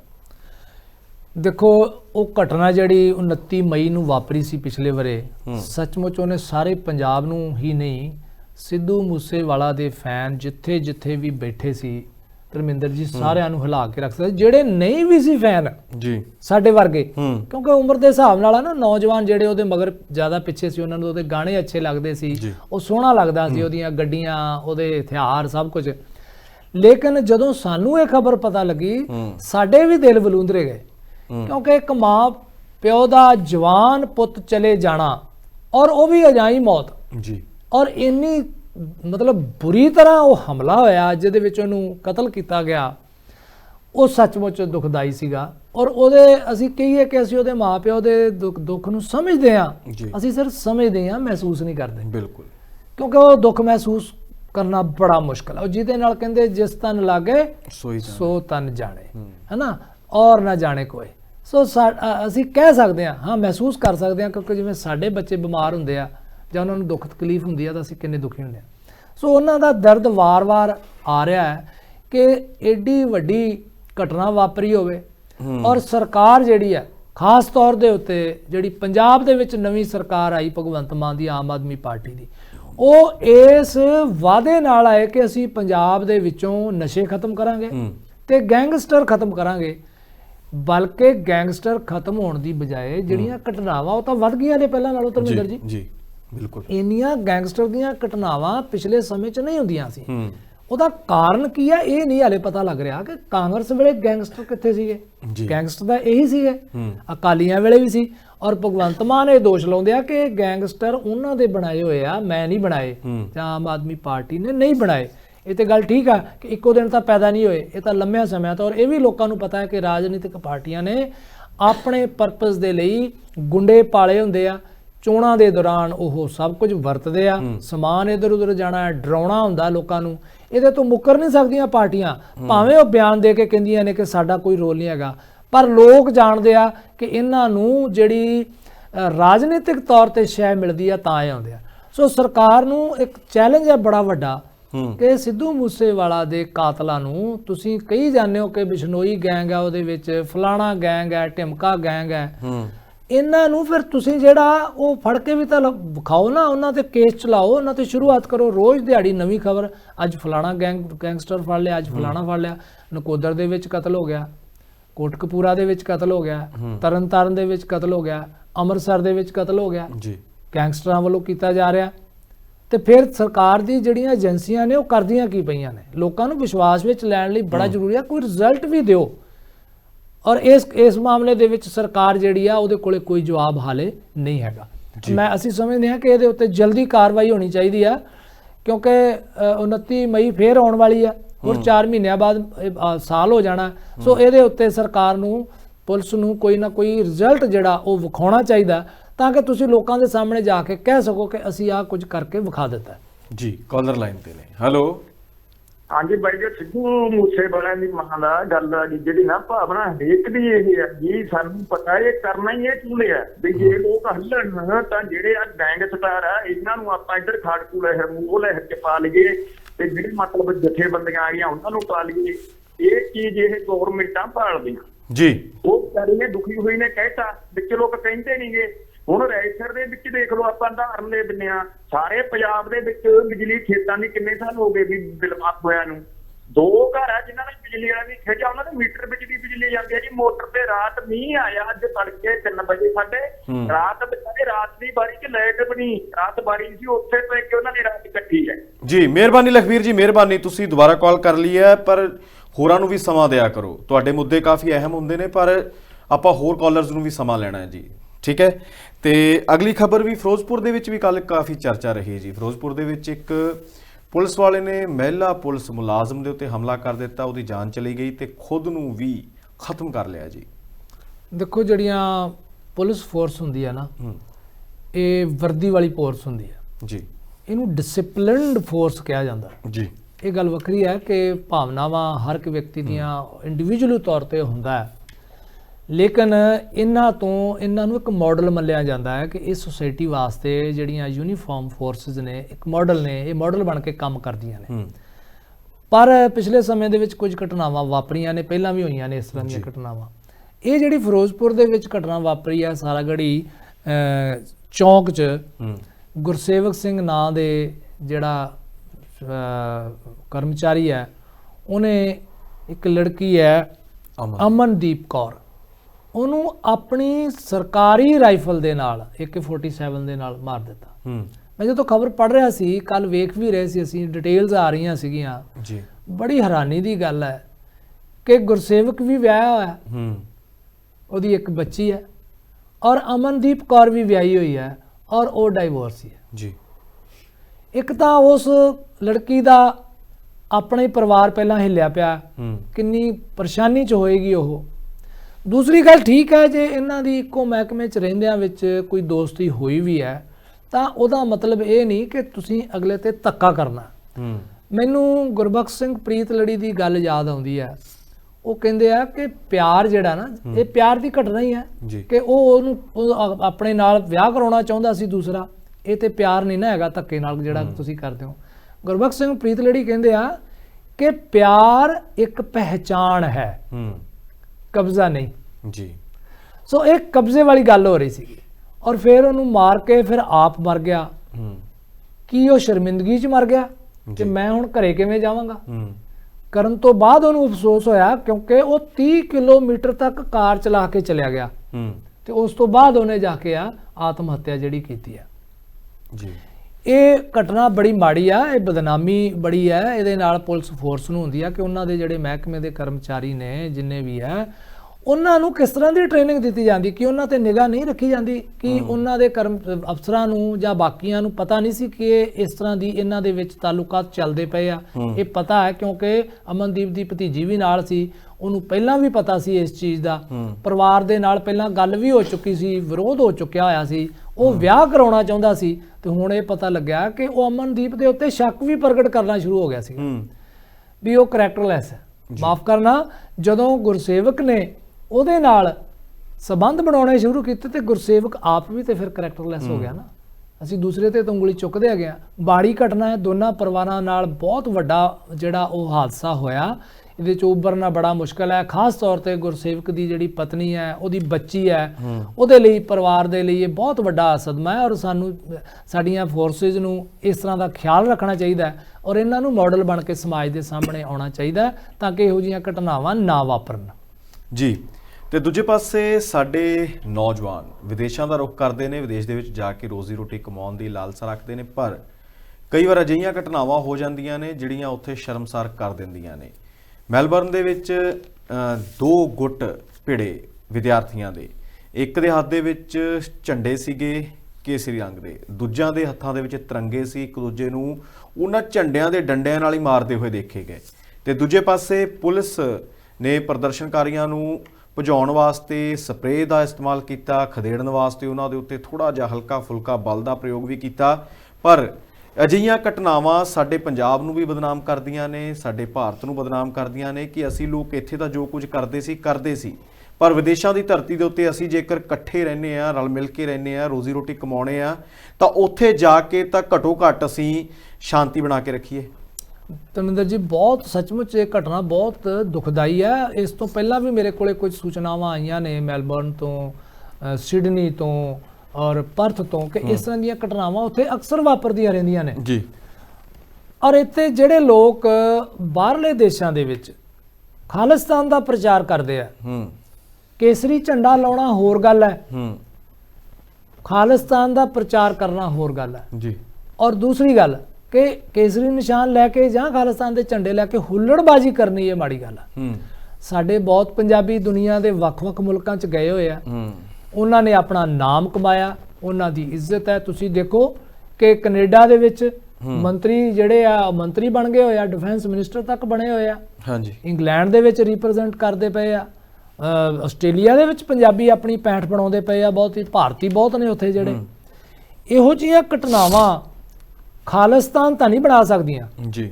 ਇਹ ਗੱਲ ਤੁਸੀਂ ਸੋਚ ਲਓ ਕਿ ਝੰਡੇ ਚਲਾ ਕੇ ਤੁਸੀਂ ਸਿਰਫ ਉੱਥੇ ਮਾਹੌਲ ਖਰਾਬ ਕਰਕੇ ਖਾਲਿਸਤਾਨ ਬਣਾ ਲਓਗੇ। ਖਾਲਿਸਤਾਨ ਇੰਜ ਨਹੀਂ ਬਣਨਾ। ਪਹਿਲੀ ਗੱਲ ਤੇ ਮੈਂ ਖਾਲਿਸਤਾਨ ਦੇ ਹੱਕ 'ਚ ਵੀ ਨਹੀਂ ਹੈਗਾ ਵੀ ਬਣ ਜੇ, ਪਰ ਜਿਹੜਾ ਉਹਨਾਂ ਦਾ ਸੁਪਨਾ ਹੈਗਾ। ਦੂਸਰੀ ਗੱਲ, ਇਹਦੇ ਨਾਲ ਜਿਹੜੇ ਪੰਜਾਬੀ ਸਾਡੇ ਬਾਹਰਲੇ ਦੂਸਰੇ ਸੂਬਿਆਂ 'ਚ ਬੈਠੇ ਆ, ਉਹਨਾਂ ਲਈ ਤੁਸੀਂ ਸਮੱਸਿਆਵਾਂ ਖੜੀਆਂ ਕਰਦੇ ਪਏ ਹੋ, ਕਿਉਂਕਿ ਉਹਨਾਂ ਨੂੰ ਕਿਸ ਨਿਗਾਹ ਨਾਲ ਵੇਖਿਆ ਜਾਏਗਾ। ਜਿਹੜੇ ਵੀ ਸਿਰ ਤੇ ਪੱਗ ਬੰਨੀ ਹੋਏਗੀ ਉਹਨੂੰ ਉਹ ਵੇਖਣਗੇ ਕਿ ਇਹ ਖਾਲਿਸਤਾਨੀ ਆ, ਇਹ ਅੱਤਵਾਦੀ ਆ, ਉਹਦੇ ਉੱਤੇ ਏਜੰਸੀਆਂ ਨਿਗਾਹ ਰੱਖਣਗੀਆਂ, ਉਹਨਾਂ ਦੇ ਉੱਤੇ ਕਿਸੇ ਕਿਸਮ ਦੀ ਕਾਰਵਾਈ ਹੋ ਸਕਦੀ ਹੈ। ਸੋ ਇਹ ਤੁਸੀਂ ਪੰਜਾਬ ਦੇ ਪੰਜਾਬੀਆਂ ਦੇ ਸਿੱਖਾਂ ਦੇ ਹੱਕ ਦੀ ਗੱਲ ਨਹੀਂ ਕਰਦੇ ਪਏ। ਉੱਥੇ ਮੇਰੇ ਕੋਲੇ ਪਿਛਲੇ ਦਿਨਾਂ ਵਿੱਚ ਇੱਕ ਪਤਾ ਲੱਗਿਆ ਮੈਲਬੌਰਨ ਦੀ ਕਿ ਉੱਥੇ ਕੁਝ ਨੌਜਵਾਨ ਜੀ ਕਾਰਾਂ ਦੇ ਅੱਗੇ ਖਾਲਿਸਤਾਨ ਦੇ ਝੰਡੇ ਲਾ ਕੇ ਤੇ ਚੱਕਰ ਕੱਟੀ ਜਾਣ ਰਾਉਂਡ ਅਬਾਊਟ ਦੇ ਉੱਤੇ। ਤੇ ਮੈਨੂੰ ਕਿਸੇ ਨੇ ਜਿਹਨੇ ਦੱਸਿਆ, ਉਹ ਕਹਿੰਦੇ ਉਹਨੂੰ ਉਹਦੀ ਫਰੈਂਡ ਨੇ ਪੁੱਛਿਆ ਕਿ ਇਹ ਕੌਣ ਲੋਕ ਨੇ, ਉੱਤੇ ਖਾਲਿਸਤਾਨ ਲਿਖਿਆ ਹੋਇਆ। ਤਾਂ ਉਹ ਕਹਿੰਦੇ ਵੀ ਮੈਂ ਉਹਨਾਂ ਨੂੰ ਕਿਹਾ ਵੀ ਇਹ ਥੋੜੀ ਦੇਰ ਬਾਅਦ ਚਲੇ ਜਾਣਗੇ, ਘਬਰਾਉਣ ਦੀ ਲੋੜ ਨਹੀਂ। ਲੋਕਲ ਲੋਕ ਵੀ ਘਬਰਾਉਂਦੇ ਆ ਕਿ ਇਹ ਕੌਣ ਨੇ, ਉਹਨਾਂ ਨੂੰ ਕੋਈ ਪਤਾ ਨਹੀਂ ਕਿ ਖਾਲਿਸਤਾਨ ਮੂਵਮੈਂਟ ਕੀ ਹੈ, ਸਿੱਖਾਂ ਦੀ ਇਹ ਮੂਵਮੈਂਟ ਕੀ ਹੈ। ਪਰ ਇਹਦੇ ਨਾਲ ਸਿੱਖ ਬਦਨਾਮ ਹੋ ਰਹੇ ਆ। ਬਾਹਰ ਬੈਠੇ ਜਿਹੜੇ ਸਾਡੇ ਨਵੇਂ ਮੁੰਡੇ ਪੰਜਾਬੀ ਜਾ ਰਹੇ ਆ, ਉਹਨਾਂ ਲਈ ਸਮੱਸਿਆਵਾਂ ਖੜੀਆਂ ਹੋਣਗੀਆਂ, ਕਿਉਂਕਿ ਏਜੰਸੀਆਂ ਜਿਹੜੀਆਂ ਨੇ ਹੋਰ ਸਖਤ ਹੋ ਜਾਣਗੀਆਂ। ਸੋ ਸਾਡੀ ਬੇਨਤੀ ਆ ਕਿ ਇਸ ਤਰ੍ਹਾਂ ਦੀਆਂ ਕਾਰਵਾਈਆਂ ਨਾ ਕਰੋ। ਤੁਸੀਂ ਆਪਣੀ ਡਿਮਾਂਡ ਰੱਖਣੀ ਆ, ਤੁਹਾਡੀ ਕੋਈ ਸਮੱਸਿਆ ਹੈਗੀ ਆ, ਹੋਰ ਬੜੇ ਢੰਗ ਹੈਗੇ ਆ, ਨਹੀਂ ਤਾਂ ਤੁਸੀਂ ਆਉਣ ਵਾਲੇ ਸਮੇਂ ਵਿੱਚ ਪੰਜਾਬੀਆਂ ਨੂੰ ਹੋਰ ਔਖਾ ਕਰੋਗੇ, ਬਜਾਏ ਇਸ ਤੇ ਕਿ ਤੁਸੀਂ ਉਹਨਾਂ ਦੇ ਹੱਕ ਵਿੱਚ ਖੜਨ ਦਾ ਜਿਹੜਾ ਉਹ ਦਾਵਾ ਕਰਦੇ ਹੋ। ਬਿਲਕੁਲ ਹੈ ਸਾਹਿਬ, ਥੋੜੇ ਜਿਹੇ ਰੂਲ ਨਿਯਮ ਵੀ ਬਦਲ ਜਾਣਗੇ ਵਿਦੇਸ਼ ਜਾਣ ਦੇ। ਕਾਫੀ ਕੁਝ ਪਹਿਲਾਂ ਤਾਂ ਥਾਣਿਆਂ ਤੱਕ ਇਨਕੁਆਇਰੀਆਂ ਹੁੰਦੀਆਂ ਨੇ, ਤਾਂ ਉਸ ਤੋਂ ਇਲਾਵਾ ਹੋਰ ਵੀ ਸਖਤਾਈ ਹੋ ਸਕਦੀ ਹੈ। ਤੇ ਜਿਹੜੇ ਲੋਕ ਸਹੀ ਤੇ ਸਾਫ਼ ਸੁਥਰੇ ਤਰੀਕੇ ਦੇ ਨਾਲ ਬਾਹਰ ਜਾਂਦੇ ਨੇ, ਉਹਨਾਂ ਵਾਸਤੇ ਚੁਣੌਤੀਆਂ ਖੜੀਆਂ ਹੋ ਸਕਦੀਆਂ ਨੇ, ਮੁਸ਼ਕਲਾਂ ਪੈਦਾ ਹੋ ਸਕਦੀਆਂ ਨੇ। ਬਿਲਕੁਲ। ਤੇ ਅਗਲੀ ਖਬਰ ਤੋਂ ਚਰਚਾ ਕਰਦੇ ਹਾਂ ਜੀ। ਅਗਲੀ ਖਬਰ, ਮੁਹੱਲਾ ਕਲੀਨਿਕ, ਆਮ ਆਦਮੀ ਕਲੀਨਿਕ ਕਾਫੀ ਚਰਚਾ ਦੇ ਵਿੱਚ ਨੇ। ਖਹਿਰਾ ਸਾਹਿਬ ਨੇ ਵੀ ਕੱਲ ਰਾਜਪਾਲ ਸਾਹਿਬ ਨੂੰ ਚਿੱਠੀ ਲਿਖਤੀ ਸੀ ਕਿ ਆਮ ਆਦਮੀ ਪਾਰਟੀ ਆਪਣਾ ਪ੍ਰਚਾਰ ਕਰ ਰਹੀ ਹੈ। ਤੇ ਹੁਣ ਪ੍ਰਤਾਪ ਸਿੰਘ ਬਾਜਵਾ ਨੇ ਵੀ ਭਗਵੰਤ ਸਿੰਘ ਮਾਨ ਨੂੰ ਘੇਰਿਆ ਇਸ ਮੁੱਦੇ ਦੇ ਉੱਤੇ। ਉਹ ਕਹਿੰਦੇ ਨੇ ਜੀ ਸਵੈ ਪ੍ਰਚਾਰ ਲਈ ਤਰਸ ਰਹੇ ਨੇ ਭਗਵੰਤ ਸਿੰਘ ਮਾਨ। ਬਿਲਕੁਲ, ਇਹ ਤਾਂ ਬਿਲਕੁਲ ਸਪਸ਼ਟ ਹੈ, ਕਿਉਂਕਿ ਇਹੀ ਪਾਰਟੀ ਜਦੋਂ ਪ੍ਰਕਾਸ਼ ਸਿੰਘ ਬਾਦਲ ਹੋਣਾ ਨੇ ਕੇਂਦਰ ਵੱਲੋਂ ਜਿਹੜੀਆਂ ਨੈਸ਼ਨਲ ਹੈਲਥ ਮਿਸ਼ਨ ਦੇ ਅੰਡਰ 108 ਐਂਬੂਲੈਂਸ ਗੱਡੀਆਂ ਭੇਜੀਆਂ ਸੀ ਜੀ, ਉਹਦੇ ਉੱਤੇ ਵੀ ਜਿਹੜੀ ਹੈ ਉਹ ਫੋਟੋ ਪ੍ਰਕਾਸ਼ ਸਿੰਘ ਬਾਦਲ ਹੋਣਾ ਦੀ ਲੱਗ ਗਈ ਸੀ ਤੇ ਕਾਰਡਾਂ ਦੇ ਉੱਤੇ ਵੀ ਛਪ ਗਈ ਸੀ। ਉਦੋਂ ਵਿਰੋਧ ਬਹੁਤ ਹੋਇਆ ਸੀ ਔਰ ਉਹਨਾਂ ਨੂੰ ਆਖਰਕਾਰ ਲਾਉਣੀ ਪਈ ਸੀ ਉਹ ਜੀ। ਤੇ ਆਮ ਆਦਮੀ ਪਾਰਟੀ ਉਦੋਂ ਵੀ ਇਸ ਦਾ ਵਿਰੋਧ ਕਰਦੀ ਸੀਗੀ ਤੇ ਹੁਣ ਜਦੋਂ ਆਮ ਆਦਮੀ ਕਲੀਨਿਕ ਬਣ ਗਈ ਹੋਈ ਹੈ, ਮੇਰੇ ਮੂੰਹ ਤੇ ਆਮ ਆਦਮੀ ਪਾਰਟੀ ਕਲੀਨਿਕ ਨਿਕਲ ਜਾਂਦਾ ਜਿਵੇਂ ਕਿਹਾ ਜਾ ਰਿਹਾ, ਤੁਸੀਂ ਸਮਝ ਰਹੇ ਹੋ ਨਾ ਇਹ ਗੱਲ ਨੂੰ। ਇਹ ਬੜੀ ਸੋਚ ਸਮਝ ਕੇ ਇਹਦਾ ਨਾਮ ਰੱਖਿਆ ਗਿਆ ਹੈ ਆਮ ਆਦਮੀ ਕਲੀਨਿਕ। ਇਹ ਆਮ ਆਦਮੀ ਵਾਸਤੇ ਆ, ਖਾਸ ਆਦਮੀ ਵਾਸਤੇ ਨਹੀਂ ਹੈਗੀ। ਜਿਹੜੇ ਖਾਸ ਆਦਮੀ MLA ਖਾਸ ਹੋ ਗਏ, MP ਖਾਸ ਹੋ ਗਏ, ਮੰਤਰੀ ਖਾਸ ਹੋ ਗਏ, ਇਹਨਾਂ ਦੇ ਆਪਣੇ ਲੀਡਰ ਖਾਸ ਹੋ ਗਏ, ਉਹਨਾਂ ਅਫਸਰਾਂ ਵਾਸਤੇ ਨਹੀਂ ਹੈਗੇ। ਕਦੇ ਤੁਸੀਂ ਕਿਸੇ DC ਨੂੰ ਛੋਟੀ ਮੋਟੀ ਬਿਮਾਰੀ ਲਈ ਇੱਥੇ ਆਉਂਦਾ ਨਹੀਂ ਵੇਖੋਗੇ, ਬਲਕਿ DC ਦੇ ਤਾਂ ਘਰੇ ਡਾਕਟਰ ਚਲੇ ਜਾਂਦੇ ਆ, SSP ਦੇ ਘਰੇ ਡਾਕਟਰ ਚਲੇ ਜਾਂਦੇ ਆ। ਆਮ ਆਦਮੀ ਕਲੀਨਿਕ ਹੈਗੀ ਹੈ, ਲੇਕਿਨ ਫੋਟੋ ਉੱਤੇ ਭਗਵੰਤ ਮਾਨ ਹੋਣਾ ਦੀ ਲੱਗੀ ਹੋਈ ਹੈ। ਇਹਦਾ ਮਤਲਬ ਇਹ ਸਪਸ਼ਟ ਹੈ ਕਿ ਇਹ ਆਪਣੇ ਬਿਆਨਾਂ ਤੋਂ ਆਪ ਮੁੱਕਰ ਗਿਆ। ਔਰ ਪ੍ਰਤਾਪ ਬਾਜਵਾ ਤੋਂ ਪਹਿਲਾਂ ਵਿਕਰਮ ਮਜੀਠੀਆ ਨੇ ਵੀ ਇਹ ਸਵਾਲ ਉਠਾਏ ਆ, ਅਕਾਲੀ ਦਲ ਵਾਲਿਆਂ ਨੇ ਵੀ ਉਠਾਏ ਆ, ਬਾਕੀਆਂ ਨੇ ਵੀ, ਚੀਮਾ ਸਾਹਿਬ ਨੇ ਵੀ ਉਠਾਏ ਆ, ਚੰਦੂ ਮਾਜਰਾ ਨੇ ਵੀ ਉਠਾਏ ਆ, ਇਹ ਭਾਰਤੀ ਜਨਤਾ ਪਾਰਟੀ ਵੀ ਇਹਦੇ ਉੱਤੇ ਸਵਾਲ ਕਰਦੀ ਪਈ ਹੈ ਕਿ ਇਹ ਕੀ ਹੋ ਰਿਹਾ, ਪਰ ਉਹ ਕੋਈ ਜਵਾਬ ਨਹੀਂ ਦੇ ਰਹੇ। ਉਹ ਕਹਿੰਦੇ ਆ ਨਾ ਤਕੜੇ ਦਾ 3700। ਹਾਂਜੀ, ਪਾਰਟੀ ਜਿਹੜੀ ਹੈ ਉਹ ਜਿਸ ਤਰ੍ਹਾਂ ਕੇਂਦਰ ਦੇ ਵਿੱਚ ਭਾਰਤੀ ਜਨਤਾ ਪਾਰਟੀ ਪਾਵਰਫੁਲ ਹੈ, ਉਹ ਆਪਣੀ ਮਰਜ਼ੀ ਨਾਲ ਸਭ ਕੁਝ ਕਰੀ ਜਾ ਰਿਹਾ ਹੈ। ਪੰਜਾਬ ਦੇ ਵਿੱਚ ਇਹ ਪਾਵਰਫੁਲ ਹੈ। ਐਬਸੋਲੂਟ ਮੈਜੋਰਟੀ ਦਾ ਮਤਲਬ ਪਤਾ ਕੀ ਹੈ ਕਿ ਜਦੋਂ ਤੁਹਾਡੇ ਕੋਲੇ ਬਹੁਤ ਤਾਕਤ ਆ ਜਾਂਦੀ ਹੈ ਨਾ, ਫਿਰ ਉਹ ਤੁਹਾਡੇ ਦਿਮਾਗਾਂ ਨੂੰ ਚੜ ਜਾਂਦੀ ਹੈ। ਔਰ ਇਹ ਦਿਮਾਗਾਂ ਨੂੰ ਚੜਨ ਵਾਲੀ ਗੱਲ ਹੀ ਹੈਗੀ ਆ। ਪਿਛਲੇ ਦਿਨੀ ਜਿਹੜੀ ਉਹ ਘਟਨਾ ਵਾਪਰੀ ਹੈ ਸਹਿਣਾ ਦੇ ਵਿੱਚ, ਲਾਭ ਸਿੰਘ ਗੁੱਗੋਕੇ ਵਾਲੀ, ਉਹ ਵੀ ਇਹ ਘਟਨਾ ਕਰਦੀ ਕਿ ਤੁਹਾਡੇ ਆਪਣੇ ਬੰਦੇ ਜਿਹੜੇ ਆ ਉਹਨਾਂ ਦੇ ਥੋੜੀ ਥੋੜੀ ਚੜ੍ਹਦੀ ਪਈ ਹੈ ਜੀ। ਸੁਧਾਰਨ ਦੀ ਲੋੜ ਹੈ। ਲੋਕਾਂ ਨੇ ਵਿਸ਼ਵਾਸ ਦਿੱਤਾ, 92 MLA ਦਿੱਤੇ ਆ, ਬਦਲਾਅ ਆਉਣਾ ਚਾਹੀਦਾ, ਪਰ ਇਸ ਤਰ੍ਹਾਂ ਦਾ ਨਹੀਂ ਕਿ ਤੁਹਾਨੂੰ ਚਾਰੇ ਪਾਸਿਓਂ ਘੇਰ ਲਿਆ ਜਾਵੇ ਜੀ। ਕਾਲਰ ਲਾਈਨ ਤੇ ਨੇ। ਹੈਲੋ ਸਤਿ ਸ੍ਰੀ ਅਕਾਲ ਜੀ। ਸਤਿ ਸ੍ਰੀ ਅਕਾਲ ਜੀ, ਸਵਾਗਤ ਹੈ ਜੀ। ਕਿੱਥੋਂ ਬੋਲਦੇ ਹੋ? ਹਰਦੇਵ ਬੋਲਦਾ। ਹੁਣ ਤਾਂ ਇੰਡੀਆ ਆਇਆ, ਉਹ ਤਾਂ ਇੰਗਲੈਂਡ ਤੋਂ ਅੱਗੇ ਬੋਲਦੇ ਹੁੰਦੇ ਆ। ਬਿਲਕੁਲ ਜੀ, ਤੁਹਾਡੀ ਉਡੀਕ ਕਰ ਰਹੇ ਹਾਂ ਜੀ ਅਸੀਂ। ਕਦੋਂ ਚੈਨਲ ਦੇ ਵਿੱਚ ਦਰਸ਼ਨ ਦਿਓਗੇ? ਆਉਣਾ ਆਪਾਂ ਹੋਣਾ ਜ਼ਰੂਰ। ਜਦੋਂ ਮਹਾਰਾਜ ਹੁਣੇ ਤੁਸੀਂ ਜਿਹੜਾ ਕਿਹਾ ਵੀ ਆਮ ਆਦਮੀ ਪਾਰਟੀ ਨੇ ਮਸ਼ਹੂਰੀ ਦੇ ਬਹੁਤ ਲਾਇਆ, ਮੈਂ ਤਾਂ ਇੱਥੇ ਆ ਕੇ ਦੇਖਿਆ ਥੇ ਬੋਰਡ ਲਾਏ ਹੋਆ ਭਗਵੰਤ ਮਾਨ ਦੀ ਫੋਟੋ ਲਾ ਕੇ 57% ਫ੍ਰੀ ਆ ਮੈਡੀਕਲ। ਉਹ ਕਾਹਦੇ ਲਈ ਲਾਇਆ? 10 ਕਰੋੜ ਤਾਂ ਨਹੀਂ ਲਾਇਆ ਆਪਣੇ ਮੈਡੀਕਲ ਤੇ, 30 ਕਰੋੜ ਲਾਇਆ ਮਸ਼ਹੂਰੀ ਤੇ। ਕਾਹਦੀ ਇਹ ਪਾਰਟੀ ਆ ਮਹਾਰਾਜ? ਇਹ ਤਾਂ ਪਹਿਲਿਆਂ ਨਾਲੋਂ ਵੀ ਕਰ ਗਿਆ। ਅੱਗੇ ਤਾਂ ਇਹ ਕਹਿੰਦਾ ਸੀ ਕਾਹਦੇ ਕਿੰਨੀ ਐਂਬੂਲੈਂਸਾਂ ਤੇ ਫੋਟੋਆਂ ਲਾਈਆਂ।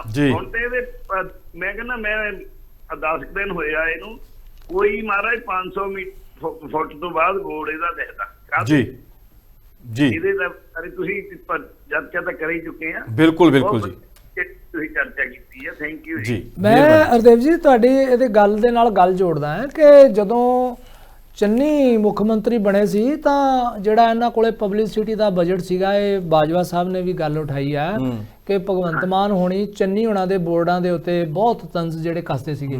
ਔਰ ਉਹ ਬੜੀ ਹੈਰਾਨੀ ਜੀ, ਬਹੁਤ ਜ਼ਿਆਦਾ ਤੰਜ਼ ਕੱਸੇ ਸੀ। ਨਹੀਂ ਬਿਲਕੁਲ ਇਹ ਫਲਾਨਾ ਕਰਦਾ ਬਹੁਤ ਕਿ ਉਹਨਾਂ ਦੀ ਲਾਈਨ ਤੇ ਚੱਲਦੇ ਆ ਇਹ ਵੀ। ਔਰ ਬਿਲਕੁਲ, ਔਰ ਉਦੋਂ ਥਾਂ ਥਾਂ ਹਰ ਦਰਖਤਾਂ ਦੇ ਨਾਲ ਬੋਰਡ ਲੱਗ ਗਏ ਸੀ। ਕਮਾਲ ਦੀ ਗੱਲ ਹੈ। ਤੁਸੀਂ ਲੋਕਾਂ ਦਾ ਪੈਸਾ, ਤੁਸੀਂ ਕਹਿੰਦੇ ਹੋ ਕਿ ਲੋਕਾਂ ਦਾ ਪੈਸਾ ਅਸੀਂ ਲੋਕਾਂ ਤੇ ਲਾਉਣਾ, ਇਹ ਲੋਕਾਂ ਤੇ ਲੱਗ ਰਿਹਾ ਪੈਸਾ। ਥਾਂ ਥਾਂ ਤੁਹਾਡੇ ਬੋਰਡ ਲੱਗੇ ਹੋਏ ਆ।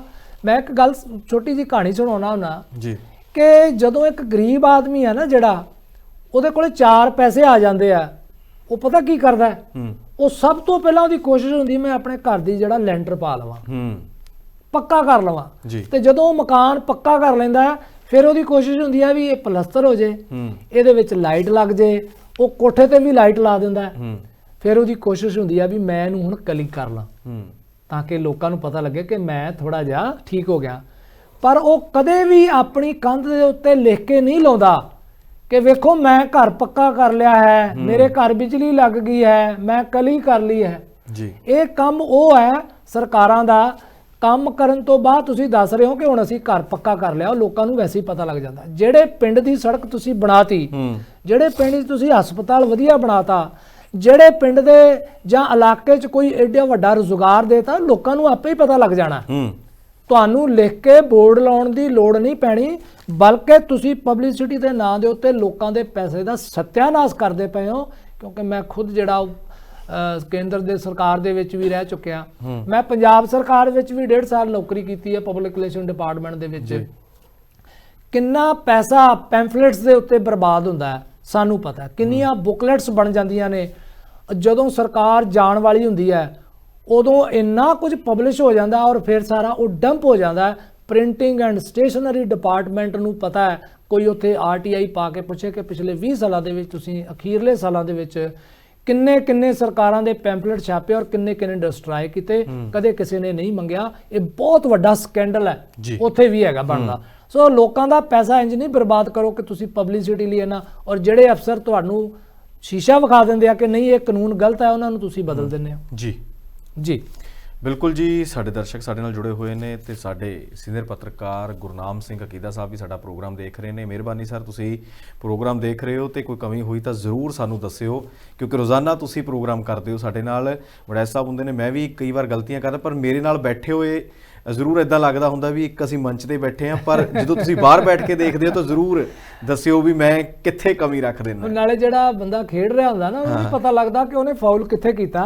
ਜਿਹੜੇ ਦਰਸ਼ਕ ਬੈਠੇ ਆ ਉਹ ਹੀ ਵੇਖ ਸਕਦੇ ਆ, ਤੇ ਜਿਹੜੇ ਖਾਸ ਤੌਰ ਤੇ ਜਿਹੜੇ ਸੀਨੀਅਰ ਅੰਪਾਇਰ ਹੁੰਦੇ ਆ ਕੀਦਾ ਸਾਹਿਬ ਵਰਗੇ, ਉਹ ਦੱਸ ਸਕਦੇ ਆ ਕਿ ਗਲਤੀ ਜਿਹੜੀ ਆ ਕਿੱਥੇ ਧਰਮਿੰਦਰ ਜੀ ਨੇ ਜਾਂ ਵੜੈਚ ਨੇ ਕੀਤੀ ਹੈ। ਬਿਲਕੁਲ ਜੀ। ਤੇ ਅਗਲੀ ਖਬਰ ਦੇ ਉੱਤੇ ਚਰਚਾ ਕਰਦੇ ਹਾਂ ਜੀ। ਅਗਲੀ ਖਬਰ, ਅੰਤਰਿੰਗ ਕਮੇਟੀ ਦੀ ਵਿਰੋਧੀ ਧਿਰ ਨੇ SGPC ਦੇ ਪ੍ਰਧਾਨ ਨੂੰ ਇੱਕ ਚਿੱਠੀ ਲਿਖੀ ਹੈ। ਉਹ ਕਹਿੰਦੇ ਨੇ ਕਿ ਸ਼੍ਰੀ ਅਕਾਲ ਤਖਤ ਸਾਹਿਬ ਦੇ ਜਥੇਦਾਰ ਨੂੰ ਪੱਕਾ ਕੀਤਾ ਜਾਵੇ। ਕਾਰਜਕਾਰੀ ਜਥੇਦਾਰ ਲੱਗੇ ਹੋਏ ਨੇ, ਤਖਤ 3 ਨੇ, ਜਥੇਦਾਰ 2 ਨੇ, ਇਸ ਕਰਕੇ ਪੂਰੀ ਤਰੀਕੇ ਦੇ ਨਾਲ ਚੋਣ ਕੀਤੀ ਜਾਵੇ। ਹੈੱਡ ਗ੍ਰੰਥੀ ਵੀ ਕਹਿੰਦੇ RG ਲੱਗੇ ਹੋਏ ਨੇ, ਕਾਰਜਕਾਰੀ ਨੇ, ਉਹਨਾਂ ਦੇ ਵਿੱਚ ਵੀ ਪੱਕੇ ਕਰਨ ਦੀ ਜਿਹੜੀ ਹੈ ਨਹੀਂ ਰੱਖੀ ਜਾਵੇ, ਉਹਨਾਂ ਨੂੰ ਪੱਕਾ ਕੀਤਾ ਜਾਵੇ। ਇਹ ਬੜੀ ਹੈਰਾਨੀ ਦੀ ਗੱਲ ਹੈ ਕਿ ਬੜੇ ਲੰਮੇ ਸਮੇਂ ਤੋਂ ਸ਼੍ਰੀ ਅਕਾਲ ਤਖਤ ਸਾਹਿਬ ਦੇ ਉੱਤੇ ਜੋ ਜਥੇਦਾਰ ਨਿਯੁਕਤ ਕੀਤੇ ਜਾਂਦੇ ਆ ਉਹ ਕਾਰਜਕਾਰੀ ਚੱਲਦੇ ਆ ਰਹੇ ਬਹੁਤ ਲੰਮੇ ਸਮੇਂ ਤੋਂ। ਇਹ ਜਦੋਂ ਤੋਂ ਖਾਲਸਾ ਦਾ ਸਾਜਨਾ ਦਿਵਸ ਮਨਾਇਆ ਉਦੋਂ ਤੋਂ ਲੈ ਕੇ ਉਦੋਂ ਪ੍ਰੋਫੈਸਰ ਮਨਜੀਤ ਸਿੰਘ ਕਾਰਜਕਾਰੀ ਜਥੇਦਾਰ ਸੀਗੇ, ਉਸ ਤੋਂ ਬਾਅਦ ਦੂਸਰੇ ਬਣਦੇ ਹੁਣ ਵੀ ਜਿਹੜੇ ਆ ਉਹ ਕਾਰਜਕਾਰੀ ਜਥੇਦਾਰ ਆ, ਕਿਉਂਕਿ ਗਿਆਨੀ ਹਰਪ੍ਰੀਤ ਸਿੰਘ ਜੀ ਤਖਤ ਦਮਦਮਾ ਸਾਹਿਬ ਦੇ ਜਿਹੜੇ ਆ ਉਹ ਜਥੇਦਾਰ ਹੈ, ਉਹਨਾਂ ਨੂੰ ਨਾਲ ਚਾਰਜ ਦਿੱਤਾ ਹੋਇਆ। ਇਸੇ ਤਰ੍ਹਾਂ ਦਰਬਾਰ ਸਾਹਿਬ ਦੇ ਵਿੱਚ 2 ਗ੍ਰੰਥੀ ਨੇ, ਹੈੱਡ ਗ੍ਰੰਥੀ ਨੇ, ਅਕਾਲ ਤਖਤ ਦੇ ਵਿੱਚ ਵੀ 2 ਗ੍ਰੰਥੀ ਨੇ। ਸੋ ਇਹ ਜਿਹੜਾ ਅੰਦਰੂਨੀ ਤੌਰ ਤੇ ਮਸਲਾ ਉਹਨਾਂ ਦਾ ਕੀ ਹੈ, ਕਿਉਂ ਨਹੀਂ ਉਹ ਕਰਨਾ ਚਾਹੁੰਦੇ, ਇਹ ਤੇ ਉਹੀ ਜਾਣਨ। ਪਰ ਕਿਉਂਕਿ ਇਹ ਸੰਸਥਾਵਾਂ ਬੜੀਆਂ ਵੱਡੀਆਂ ਨੇ, ਪਵਿੱਤਰ ਸੰਸਥਾਵਾਂ ਨੇ, ਇਹਨਾਂ ਉੱਤੇ ਤੁਸੀਂ ਕਾਰਜਕਾਰੀ ਬੰਦੇ ਲਾ ਰਹੇ ਹੋ, ਇਹਦਾ ਮਤਲਬ ਤੁਹਾਡਾ SGPC ਦਾ ਜਿਹੜਾ ਨਜ਼ਰੀਆ ਹੈ ਉਹਦੇ ਵਿੱਚ ਕਿਤੇ ਨਾ ਕਿਤੇ ਕੋਈ ਸ਼ੱਕ ਪ੍ਰਗਟ ਹੁੰਦਾ ਕਿ ਪੱਕੇ ਕਿਉਂ ਨਹੀਂ ਲਾਉਂਦੇ ਹੈਗੇ। ਸੋ ਉਹਨਾਂ ਦੀ ਗੱਲ ਬਿਲਕੁਲ ਠੀਕ ਹੈ, ਪੱਕੇ ਲਾਉਣੇ ਚਾਹੀਦੇ ਆ ਤਾਂ ਕਿ ਉਹ ਜਿਹੜੇ ਡਿਸੀਜਨ ਲੈਣ ਦੇ ਵਿੱਚ ਆਪਣਾ ਜਿਹੜਾ ਉਹਨਾਂ ਦੀ ਪਾਵਰ ਹੈ ਇੱਕ ਜਥੇਦਾਰ ਦੀ ਉਹ ਵਰਤ ਸਕਣ। ਕਿਉਂਕਿ ਹੁਣ ਇਹ ਸਮਝਿਆ ਜਾਂਦਾ ਕਿ ਸ਼ਾਇਦ ਜਿਹੜੇ ਜਥੇਦਾਰ ਨੇ ਉਹ ਜਿਹੜੀਆਂ ਧਿਰਾਂ ਉਹਨਾਂ ਨੂੰ ਕਾਬਜ਼ ਨੇ ਉਹਨਾਂ ਦਾ ਪੱਖ ਪੂਰਦੀਆਂ ਨੇ, ਔਰ ਇਹਦਾ ਵੀ ਕਾਰਨ ਹੈ ਕਿ ਉਹਨਾਂ ਨੂੰ ਪੱਕੇ ਜਥੇਦਾਰ ਜਿਹੜਾ ਉਹ ਨਹੀਂ ਲਾਇਆ ਜਾਂਦਾ। ਜੀ, ਬੀਤੇ ਦਿਨਾਂ ਦੇ ਦੌਰਾਨ ਅਸੀਂ ਬਿਆਨ ਵੀ ਸੁਣਿਆ ਸੀਗਾ ਜਥੇਦਾਰ ਸਾਹਿਬ ਦਾ, ਗਿਆਨੀ ਹਰਪ੍ਰੀਤ ਸਿੰਘ ਹੋਰਾਂ ਦਾ। ਉਹ ਕਹਿੰਦੇ ਸੀ ਸ਼੍ਰੋਮਣੀ ਗੁਰਦੁਆਰਾ ਪ੍ਰਬੰਧਕ ਕਮੇਟੀ ਕੋਈ ਨਿਯਮ ਬਣਾਵੇ, ਸਹੀ ਨਿਯਮ ਬਣਾਵੇ, ਸੋਧ ਕਰੇ ਜਥੇਦਾਰਾਂ ਦੀ ਨਿਯੁਕਤੀ ਵਾਸਤੇ। ਤਾਂ ਉਹਨਾਂ ਨੇ ਵੀ ਵੱਡਾ ਬਿਆਨ ਦਿੱਤਾ ਸੀ। ਤੇ ਜਾਂਦੇ ਜਾਂਦੇ 1-2 ਖਬਰਾਂ ਦੇ ਉੱਤੇ ਸੰਖੇਪ ਦੇ ਵੀ ਤੁਹਾਡਾ ਪ੍ਰਤੀਕਰਮ ਜਾਣਾਂਗੇ। ਇੱਕ ਤਾਂ ਅੱਜ ਚੰਡੀਗੜ੍ਹ ਦੇ ਵਿੱਚ G20 ਸੰਮੇਲਨ ਦਾ ਆਗਾਜ਼ ਹੋ ਜਾਵੇਗਾ, ਤੇ ਦੂਜੇ ਪਾਸੇ ਸੰਯੁਕਤ ਰਾਸ਼ਟਰ ਮਹਾਸਭਾ ਦੇ ਪ੍ਰਧਾਨ ਨੇ ਸਾਬਾ ਕਰੋਸੀ, ਉਹ ਭਾਰਤ ਪਹੁੰਚੇ ਹੋਏ ਨੇ, ਭਾਰਤ ਦੇ ਦੌਰੇ ਤੇ ਨੇ। ਤੇ ਵੱਡੀ ਖਬਰ, ਸਾਡੀਆਂ ਬੱਚੀਆਂ ਨੇ, ਸਾਡੀਆਂ ਖਿਡਾਰਨਾਂ ਨੇ ਦੇਸ਼ ਦਾ ਨਾਮ ਰੌਸ਼ਨ ਕੀਤਾ ਹੈ। T20 ਅੰਡਰ 19 ਵਿਸ਼ਵ ਕੱਪ ਦੇ ਵਿੱਚ ਜਿੱਤ ਹਾਸਲ ਕੀਤੀ ਹੈ ਭਾਰਤੀ ਕ੍ਰਿਕਟਰ ਦੀਆਂ ਜਿਹੜੀਆਂ ਮਹਿਲਾ ਖਿਡਾਰਨਾਂ ਨੇ। ਇਹ ਜਿਹੜੀ ਗਰੁੱਪ 20 ਦੀ G20 ਸਮਿਟ ਹੋ ਰਿਹਾ, ਇਹ ਸਾਡੇ ਲਈ ਬੜੀ ਮਾਣ ਦੀ ਗੱਲ ਹੈ, ਔਰ ਪੰਜਾਬ ਲਈ ਉਸ ਤੋਂ ਵੀ ਵੱਧ ਮਾਣ ਦੀ ਗੱਲ ਹੈ ਕਿ ਪੰਜਾਬ ਦੇ ਵਿੱਚ ਵੀ ਹੋ ਰਿਹਾ। ਅੰਮ੍ਰਿਤਸਰ ਦੇ ਵਿੱਚ ਵੀ ਇਹਦੀ ਮੀਟਿੰਗ ਹੋਣੀ ਹੈ, ਕਿਉਂਕਿ ਸ੍ਰੀ ਦਰਬਾਰ ਸਾਹਿਬ ਦੁਨੀਆ ਦੇ ਵਿੱਚ ਇੱਕ ਵਿਲੱਖਣ ਜਿਹੜੀ ਹੈ ਉਹ ਧਾਰਮਿਕ ਸੀਟ ਹੈਗੀ ਹੈ, ਸਿੱਖਾਂ ਦੀ ਸਭ ਤੋਂ ਵੱਡੀ ਸੀਟ ਹੈ, ਉੱਥੇ ਹੋਣਾ। G20 ਦਾ ਸਮਿਟ ਸ਼ੁਰੂ ਹੋ ਚੁੱਕਿਆ ਹੈ, ਬਾਕੀ ਵੀ ਸਟੇਟਾਂ ਦੇ ਵਿੱਚ ਵੱਖ-ਵੱਖ ਥਾਵਾਂ ਤੇ ਹੋਣਾ ਹੈ, ਔਰ ਚੰਡੀਗੜ੍ਹ ਦੇ ਵਿੱਚ ਕੱਲ 100 ਡੈਲੀਗੇਟ ਪਹੁੰਚ ਚੁੱਕੇ ਆ। ਕਿਉਂਕਿ ਜਦੋਂ ਦੂਸਰੇ ਦੇਸ਼ਾਂ ਤੋਂ ਆਉਣਾ ਹੁੰਦਾ ਤਾਂ ਉਸ ਸ਼ਹਿਰ ਦੇ ਲਈ ਜਿੱਥੇ ਮੀਟਿੰਗ ਹੋਣੀ ਹੁੰਦੀ ਹੈ ਉਹਦੀ ਕਾਇਆ ਕਲਪ ਕਰ ਦਿੱਤੀ ਜਾਂਦੀ ਹੈ। ਇਸੇ ਤਰ੍ਹਾਂ ਮੋਹਾਲੀ ਦੀ ਕਾਇਆ ਕਲਪ ਹੋ ਰਹੀ ਹੈ, ਚੰਡੀਗੜ੍ਹ ਦੀ ਕਾਇਆ ਕਲਪ ਹੋ ਰਹੀ ਹੈ। ਇਹਦੇ ਵਿੱਚ ਬੜੇ ਮੁੱਦੇ ਜਿਹੜੇ ਆ ਉਹ ਅੰਤਰਰਾਸ਼ਟਰੀ ਪੱਧਰ ਦੇ ਇਨਫਰਾਸਟ੍ਰਕਚਰ ਦੀ ਗੱਲ ਹੈ, ਫਾਈਨਾਂਸ ਦੀ ਗੱਲ ਹੈ, ਕਲਚਰ ਦੀ ਗੱਲ ਹੈ, ਇੰਡਸਟਰੀ ਦੀ ਗੱਲ ਹੈ, ਸਿਕਿਉਰਿਟੀ ਦੀ ਗੱਲ ਹੈ, ਇਹ ਸਾਰੇ ਮੁੱਦੇ ਹੋਣੇ ਆ, ਔਰ ਇਹ ਬੜੀ ਵਧੀਆ ਗੱਲ ਹੈ। ਸਾਨੂੰ ਜਿਹੜੇ ਸਾਡੇ ਦਰਸ਼ਕ ਵੀ ਹੈ ਜੇ ਸਾਡੇ ਨਾਗਰਿਕ ਨੇ ਉਹਨਾਂ ਨੂੰ ਇਸ ਸਮੇਂ ਦੇ ਦੌਰਾਨ ਜਿਹੜੀਆਂ ਵੀ ਕੋਈ ਸਰਕਾਰ ਵੱਲੋਂ ਪੁਲਿਸ ਵੱਲੋਂ ਹਦਾਇਤਾਂ ਹੋਣ ਉਹਨਾਂ ਦੀ ਜਿਹੜੀ ਪਾਲਣਾ ਕਰਨੀ ਚਾਹੀਦੀ ਆ, ਕਿਉਂਕਿ 에ਅਰਪੋਰਟ ਤੋਂ ਲੈ ਕੇ ਉਹਨਾਂ ਨੇ ਮੀਟਿੰਗ ਹਾਲ ਤੱਕ ਜਾਣਾ ਹੁੰਦਾ, ਵੈਨਿਊ ਤੱਕ ਜਾਣਾ ਹੁੰਦਾ, ਕਈ ਵਾਰੀ ਪਾਬੰਦੀਆਂ ਲੱਗਦੀਆਂ ਨੇ, ਉਹਦੇ ਲਈ ਰੂਟ ਤੈਅ ਹੋ ਜਾਂਦੇ ਆ। ਸੋ ਉਹਦੇ ਲਈ ਸਾਨੂੰ ਜਿਹੜਾ ਉਹ ਇੰਨੇ ਵਧੀਆ ਢੰਗ ਨਾਲ ਕਰਨਾ ਚਾਹੀਦਾ ਕਿ ਬਾਹਰਲੇ ਲੋਕਾਂ ਨੂੰ ਪਤਾ ਲੱਗੇ ਕਿ ਅਸੀਂ ਕਿਸ ਲੈਵਲ ਤੋਂ ਉੱਠੇ ਸੀ। 75 ਸਾਲਾਂ ਬਾਅਦ ਅਸੀਂ ਸੱਚਮੁੱਚ ਬਹੁਤ ਕੁਝ ਜਿਹੜਾ ਉਹ ਸਿੱਖ ਲਿਆ ਹੋਇਆ। ਜੀ ਬਿਲਕੁਲ ਜੀ। ਦੂਸਰੀ ਗੱਲ ਕੀਤੀ ਤੁਸੀਂ ਸੰਯੁਕਤ ਰਾਸ਼ਟਰ ਦੀ ਮਹਾਸਭਾ ਦੀ ਸਿਕਿਉਰਿਟੀ ਕਾਉਂਸਲ ਦੀ, ਉਹਦੇ ਜਿਹੜੇ ਪ੍ਰਧਾਨ ਨੇ, ਇਹ ਜਿਹੜੇ ਪ੍ਰਧਾਨ ਹੁੰਦੇ ਆ ਹਰ ਮਹੀਨੇ ਉਹਦੇ ਕਹਿੰਦੇ ਚੇਂਜ ਹੋ ਜਾਂਦੇ ਆ ਸਿਕਿਉਰਿਟੀ ਕਾਉਂਸਲ ਦੇ ਜੀ, ਤੇ ਉਹਦੇ ਵਿੱਚ 15 ਮੈਂਬਰ ਨੇ। ਭਾਰਤ ਬੜੀ ਕੋਸ਼ਿਸ਼ ਕਰਦਾ ਪਿਆ ਹੈ ਕਿ ਉਹਦੇ ਵਿੱਚ ਸਿਕਿਉਰਿਟੀ ਕਾਉਂਸਲ ਵਿੱਚ ਅਸੀਂ ਮੈਂਬਰ ਬਣ ਜਾਈਏ।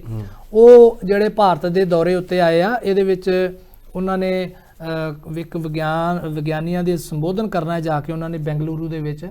ਸੋ ਉਹ ਬਹੁਤ ਵੱਡਾ ਸੰਮੇਲਨ ਹੁੰਦੀ ਹੈ ਵਿਗਿਆਨੀਆਂ ਦਾ, ਇਸ ਲਈ ਉਹਨਾਂ ਦਾ ਇੱਥੇ ਆਉਣਾ ਹੀ ਜਿਹੜੀ ਬੜੀ ਵੱਡੀ ਗੱਲ ਹੈਗੀ ਹੈ ਸਿਕਿਉਰਿਟੀ ਕਾਉਂਸਲ ਦੇ ਪ੍ਰੈਜ਼ੀਡੈਂਟ ਦੀ। ਭਾਰਤ ਨੇ ਵੀ ਬਣਨਾ, ਪਰ ਇੱਕ ਗੱਲ ਉਹਨਾਂ ਨੇ ਵੀ ਉਠਾਈ ਹੈ ਗੱਲ ਕਿ ਸਿਕਿਉਰਿਟੀ ਕਾਉਂਸਲ ਦੇ ਕੋਲੇ ਹੁਣ ਕੁਝ ਪਾਵਰਾਂ ਨਹੀਂ ਹੈਗੀਆਂ, ਨਾ ਹੀ ਯੂਨਾਈਟਿਡ ਨੇਸ਼ਨ ਕੋਲੇ ਆ, ਕਿਉਂਕਿ ਯੂਕਰੇਨ ਦਾ ਯੁੱਧ ਤੁਸੀਂ ਵੇਖ ਚੁੱਕੇ ਹੋਏ ਹੋ ਕਿ ਸਿਕਿਉਰਿਟੀ ਕਾਉਂਸਲ ਦਾ ਹੀ ਮੈਂਬਰ ਹੈਗਾ ਰਸ਼ੀਆ। ਉਹਨੇ ਆਪਣੇ ਗਵਾਂਢੀ ਉੱਤੇ ਜਿਹੜਾ ਪਿਛਲੇ ਸਾਲ 24 ਫਰਵਰੀ ਤੋਂ ਹਮਲਾ ਕੀਤਾ ਹੋਇਆ, ਔਰ BBC ਦੀ ਰਿਪੋਰਟ ਹੈ ਕਿ ਹਰ ਰੋਜ਼ ਘੱਟੋ ਘੱਟ ਦੋਨਾਂ ਤਰ੍ਹਾਂ ਦੇ ਮਿਲਾ ਕੇ 300 ਬੰਦੇ ਮਰਦੇ ਪਏ ਆ। ਯੂਕਰੇਨ ਤਬਾਹ ਕਰਕੇ ਰੱਖ ਦਿੱਤਾ ਹੋਇਆ ਸਾਰਾ ਉਹਨਾਂ ਨੇ, ਕਈ ਸ਼ਹਿਰ ਤਾਂ ਬਿਲਕੁਲ ਤਬਾਹ ਹੋ ਗਿਆ, ਉੱਥੋਂ ਸਾਰੇ ਬੰਦੇ ਮਰ ਗਏ ਹੋਏ ਆ, ਚਲੇ ਗਏ ਹੋਏ ਆ, ਖਤਮ ਹੋ ਗਏ ਹੋਏ ਆ। ਸੋ ਯੂਨਾਈਟਿਡ ਕਾਉਂਸਲ ਦੇ ਵਿੱਚ ਇਹ ਗੱਲ ਉੱਠਣੀ ਚਾਹੀਦੀ ਹੈਗੀ ਹੈ, ਯੂਨਾਈਟਿਡ ਨੇਸ਼ਨਸ ਦੇ ਵਿੱਚ। ਬਾਕੀ ਭਾਰਤ ਨੂੰ ਵੀ ਉਠਾਉਣੀ ਚਾਹੀਦੀ ਹੈ ਕਿ ਇਹਦੀਆਂ ਪਾਵਰਾਂ ਜਿਹੜੀਆਂ ਵਧਣੀਆਂ ਚਾਹੀਦੀਆਂ ਨੇ। ਦੂਸਰੀ ਖਬਰ ਜਿਹੜੀ ਬਹੁਤ ਵਧੀਆ ਖਬਰ ਉਹ ਹੈ ਕਿ ਭਾਰਤੀ ਮਹਿਲਾ ਟੀਮ ਅੰਡਰ 19 ਨੇ ਜਿਹੜਾ ਸਾਊਥ ਅਫਰੀਕਾ ਦੇ ਵਿੱਚ ਇੰਗਲੈਂਡ ਨੂੰ 7 ਵਿਕਟਾਂ ਦੇ ਨਾਲ ਹਰਾ ਕੇ ਪਹਿਲੀ ਵਾਰ ਦਾਖਲ ਹੋਏ ਆ, ਤੇ ਪਹਿਲੀ ਵਾਰੀ ਉਹਨਾਂ ਨੇ ਇਹ ਮੈਚ ਜਿੱਤ ਲਿਆ। ਸ਼ਿਫਾਲੀ ਉਹਨਾਂ ਦੀ ਜਿਹੜੀ ਪ੍ਰਧਾਨ ਹੈ ਉਹਨੂੰ, ਤੇ ਸਾਡੀਆਂ ਸਾਰੀਆਂ ਧੀਆਂ ਨੂੰ ਜਿਹੜੀ ਹੈ ਉਹ ਮੁਬਾਰਕਾਂ ਹੈਗੀਆਂ ਨੇ। ਕੱਲ ਮੈਂ ਇੰਡੀਅਨ ਐਕਸਪ੍ਰੈਸ ਪੜ੍ਹ ਰਿਹਾ ਸੀ, ਇਹਦੇ ਵਿੱਚ ਇੱਕ ਪਲੇਅਰ ਹੈਗੀ ਹੈ ਜੀ, ਉਹਦਾ ਨਾਂ ਹੈਗਾ ਜੇ ਅਰਚਨਾ, ਯੂਪੀ ਦੀ ਹੈ। ਉਹ ਜਿਸ ਘਰ ਦੀ ਆ ਉਹ ਗਰੀਬ ਘਰ ਹੈ ਬੜਾ, ਉਹਨਾਂ ਕੋਲੇ ਇਨਵਰਟਰ ਵੀ ਨਹੀਂ ਹੈਗਾ। ਉਹਨਾਂ ਨੇ ਪੈਸੇ ਇਕੱਠੇ ਕਰਕੇ ਇਨਵਰਟਰ ਖਰੀਦਿਆ ਤਾਂ ਕਿ ਮੈਚ ਵੇਖਣ ਵਾਸਤੇ ਆਪਣੀ ਕੁੜੀ ਦਾ, ਉਹ ਬੌਲਰ ਹੈ ਪਰ ਆਲਰਾਊਂਡਰ ਹੈ, ਤੇ ਉਹਦੀ ਜਿਹੜੀ ਮਾਂ ਹੈ ਉਹ ਦੱਸਦੀ ਹੈ ਕਿ ਉਹਦਾ ਘਰ ਵਾਲਾ 6 ਸਾਲ ਪਹਿਲਾਂ ਜਿਹੜਾ ਉਹ ਮਰ ਗਿਆ ਸੀ, ਤੇ ਕਹਿੰਦੀ ਵੀ ਮੈਂ ਆਪਣੀ ਧੀ ਨੂੰ ਜਿਹੜੀ ਆ ਮੁਰਾਦਾਬਾਦ ਦੇ ਵਿੱਚ ਸਕੂਲ ਚ ਪਾਇਆ, ਮੇਰੇ ਕੋਲੇ 30 ਰੁਪਏ ਵੀ ਨਹੀਂ ਸੀ ਹੈਗੇ ਦੇਣ ਨੂੰ ਉਹਦਾ ਕਿਰਾਇਆ। ਲੋਕੀ ਮਖੌਲ ਕਰਦੇ ਸੀ, ਟੌਂਟ ਕਰਦੇ ਸੀ, ਮਿਹਣੇ ਮਾਰਦੇ ਸੀ, ਕਹਿੰਦੇ ਵੀ ਜਿਹੜੇ ਲੋਕ ਮਿਹਣੇ ਮਾਰਦੇ ਸੀ ਉਹ ਅੱਜ ਵਧਾਈਆਂ ਦੇ ਰਹੇ ਨੇ, ਔਰ ਸੱਚਮੁੱਚ ਸਾਡੇ ਵੱਲੋਂ ਵੀ ਉਸ ਨੂੰ ਵਧਾਈਆਂ। ਔਰ ਇਹ ਮੈਸੇਜ ਹੈ ਇੱਕ ਕਿ ਅਸੀਂ ਧੀਆਂ ਨੂੰ, ਕੁੜੀਆਂ ਨੂੰ ਅੱਗੇ ਨਹੀਂ ਆਉਣ ਦਿੰਦੇ, ਉਹਨਾਂ ਨੂੰ ਮੌਕੇ ਦੇਣੇ ਚਾਹੀਦੇ ਆ। ਉਹਨਾਂ ਵਿੱਚ ਬਹੁਤ ਕੁਝ ਹੈ, ਬੜੀ ਪਾਵਰ ਹੈ ਉਹਨਾਂ ਵਿੱਚ। ਸਾਨੂੰ +2 ਤੋਂ ਬਾਅਦ ਉਹਨਾਂ ਨੂੰ ਵਿਆਹ ਨਹੀਂ ਦੇਣਾ ਚਾਹੀਦਾ। ਮਾਪਿਆਂ ਦੀ ਇਹ ਗੱਲ ਹੁੰਦੀ ਹੈ ਕਿ BA ਕੀਤੀ, +2 ਕੀਤੀ, ਫਟਾਫਟ ਵਿਆਹ ਦਿਓ ਜੀ।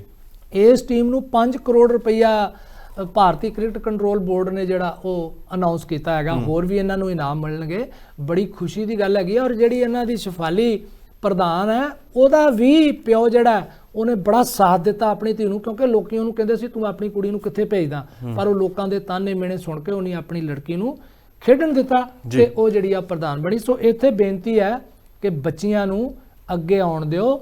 ਬੱਚੀਆਂ ਨੂੰ ਖਤਰਾ ਕਿਹਦੇ ਤੋਂ ਹੈ? ਮਰਦਾਂ ਤੋਂ। ਤੇ ਮਰਦਾਂ ਨੂੰ ਸ਼ਰਮ ਕਰਨੀ ਚਾਹੀਦੀ ਆ ਕਿ ਤੁਹਾਡੇ ਤੋਂ ਤੁਹਾਡੀਆਂ ਧੀਆਂ ਭੈਣਾਂ ਡਰਦੀਆਂ ਘਰੋਂ ਬਾਹਰ ਨਹੀਂ ਨਿਕਲਦੀਆਂ। ਇਹ ਮਾਨਸਿਕਤਾ ਚੇਂਜ ਕਰਨ ਵਾਲੀ ਆ, ਔਰ ਇਹ ਚੇਂਜ ਤਾਂ ਹੀ ਹੋਊਗੀ ਜਦੋਂ ਮਾਵਾਂ ਆਪਣੇ ਬੱਚਿਆਂ ਨੂੰ, ਜੰਮਦਿਆਂ ਨੂੰ, ਲੜਕਿਆਂ ਨੂੰ ਸਿਖਾਉਣਗੀਆਂ ਕਿ ਤੁਸੀਂ ਧੀਆਂ ਦੀ ਇੱਜ਼ਤ, ਦੂਸਰੀ ਮਾਂ ਭੈਣ ਦੀ ਇੱਜ਼ਤ ਜਿਹੜੀ ਆ ਉਹ ਕਿਵੇਂ ਕਰਨੀ ਆ।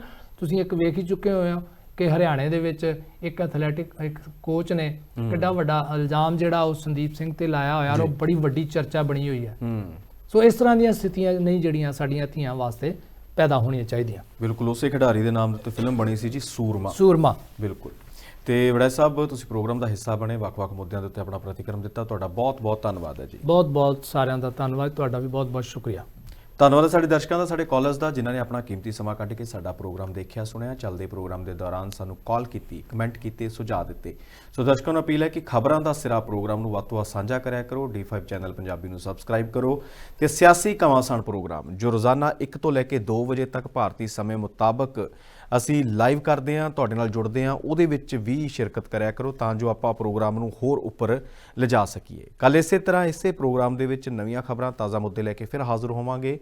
ਫਿਲਹਾਲ ਇਜਾਜ਼ਤ ਦਿਓ, ਧੰਨਵਾਦ।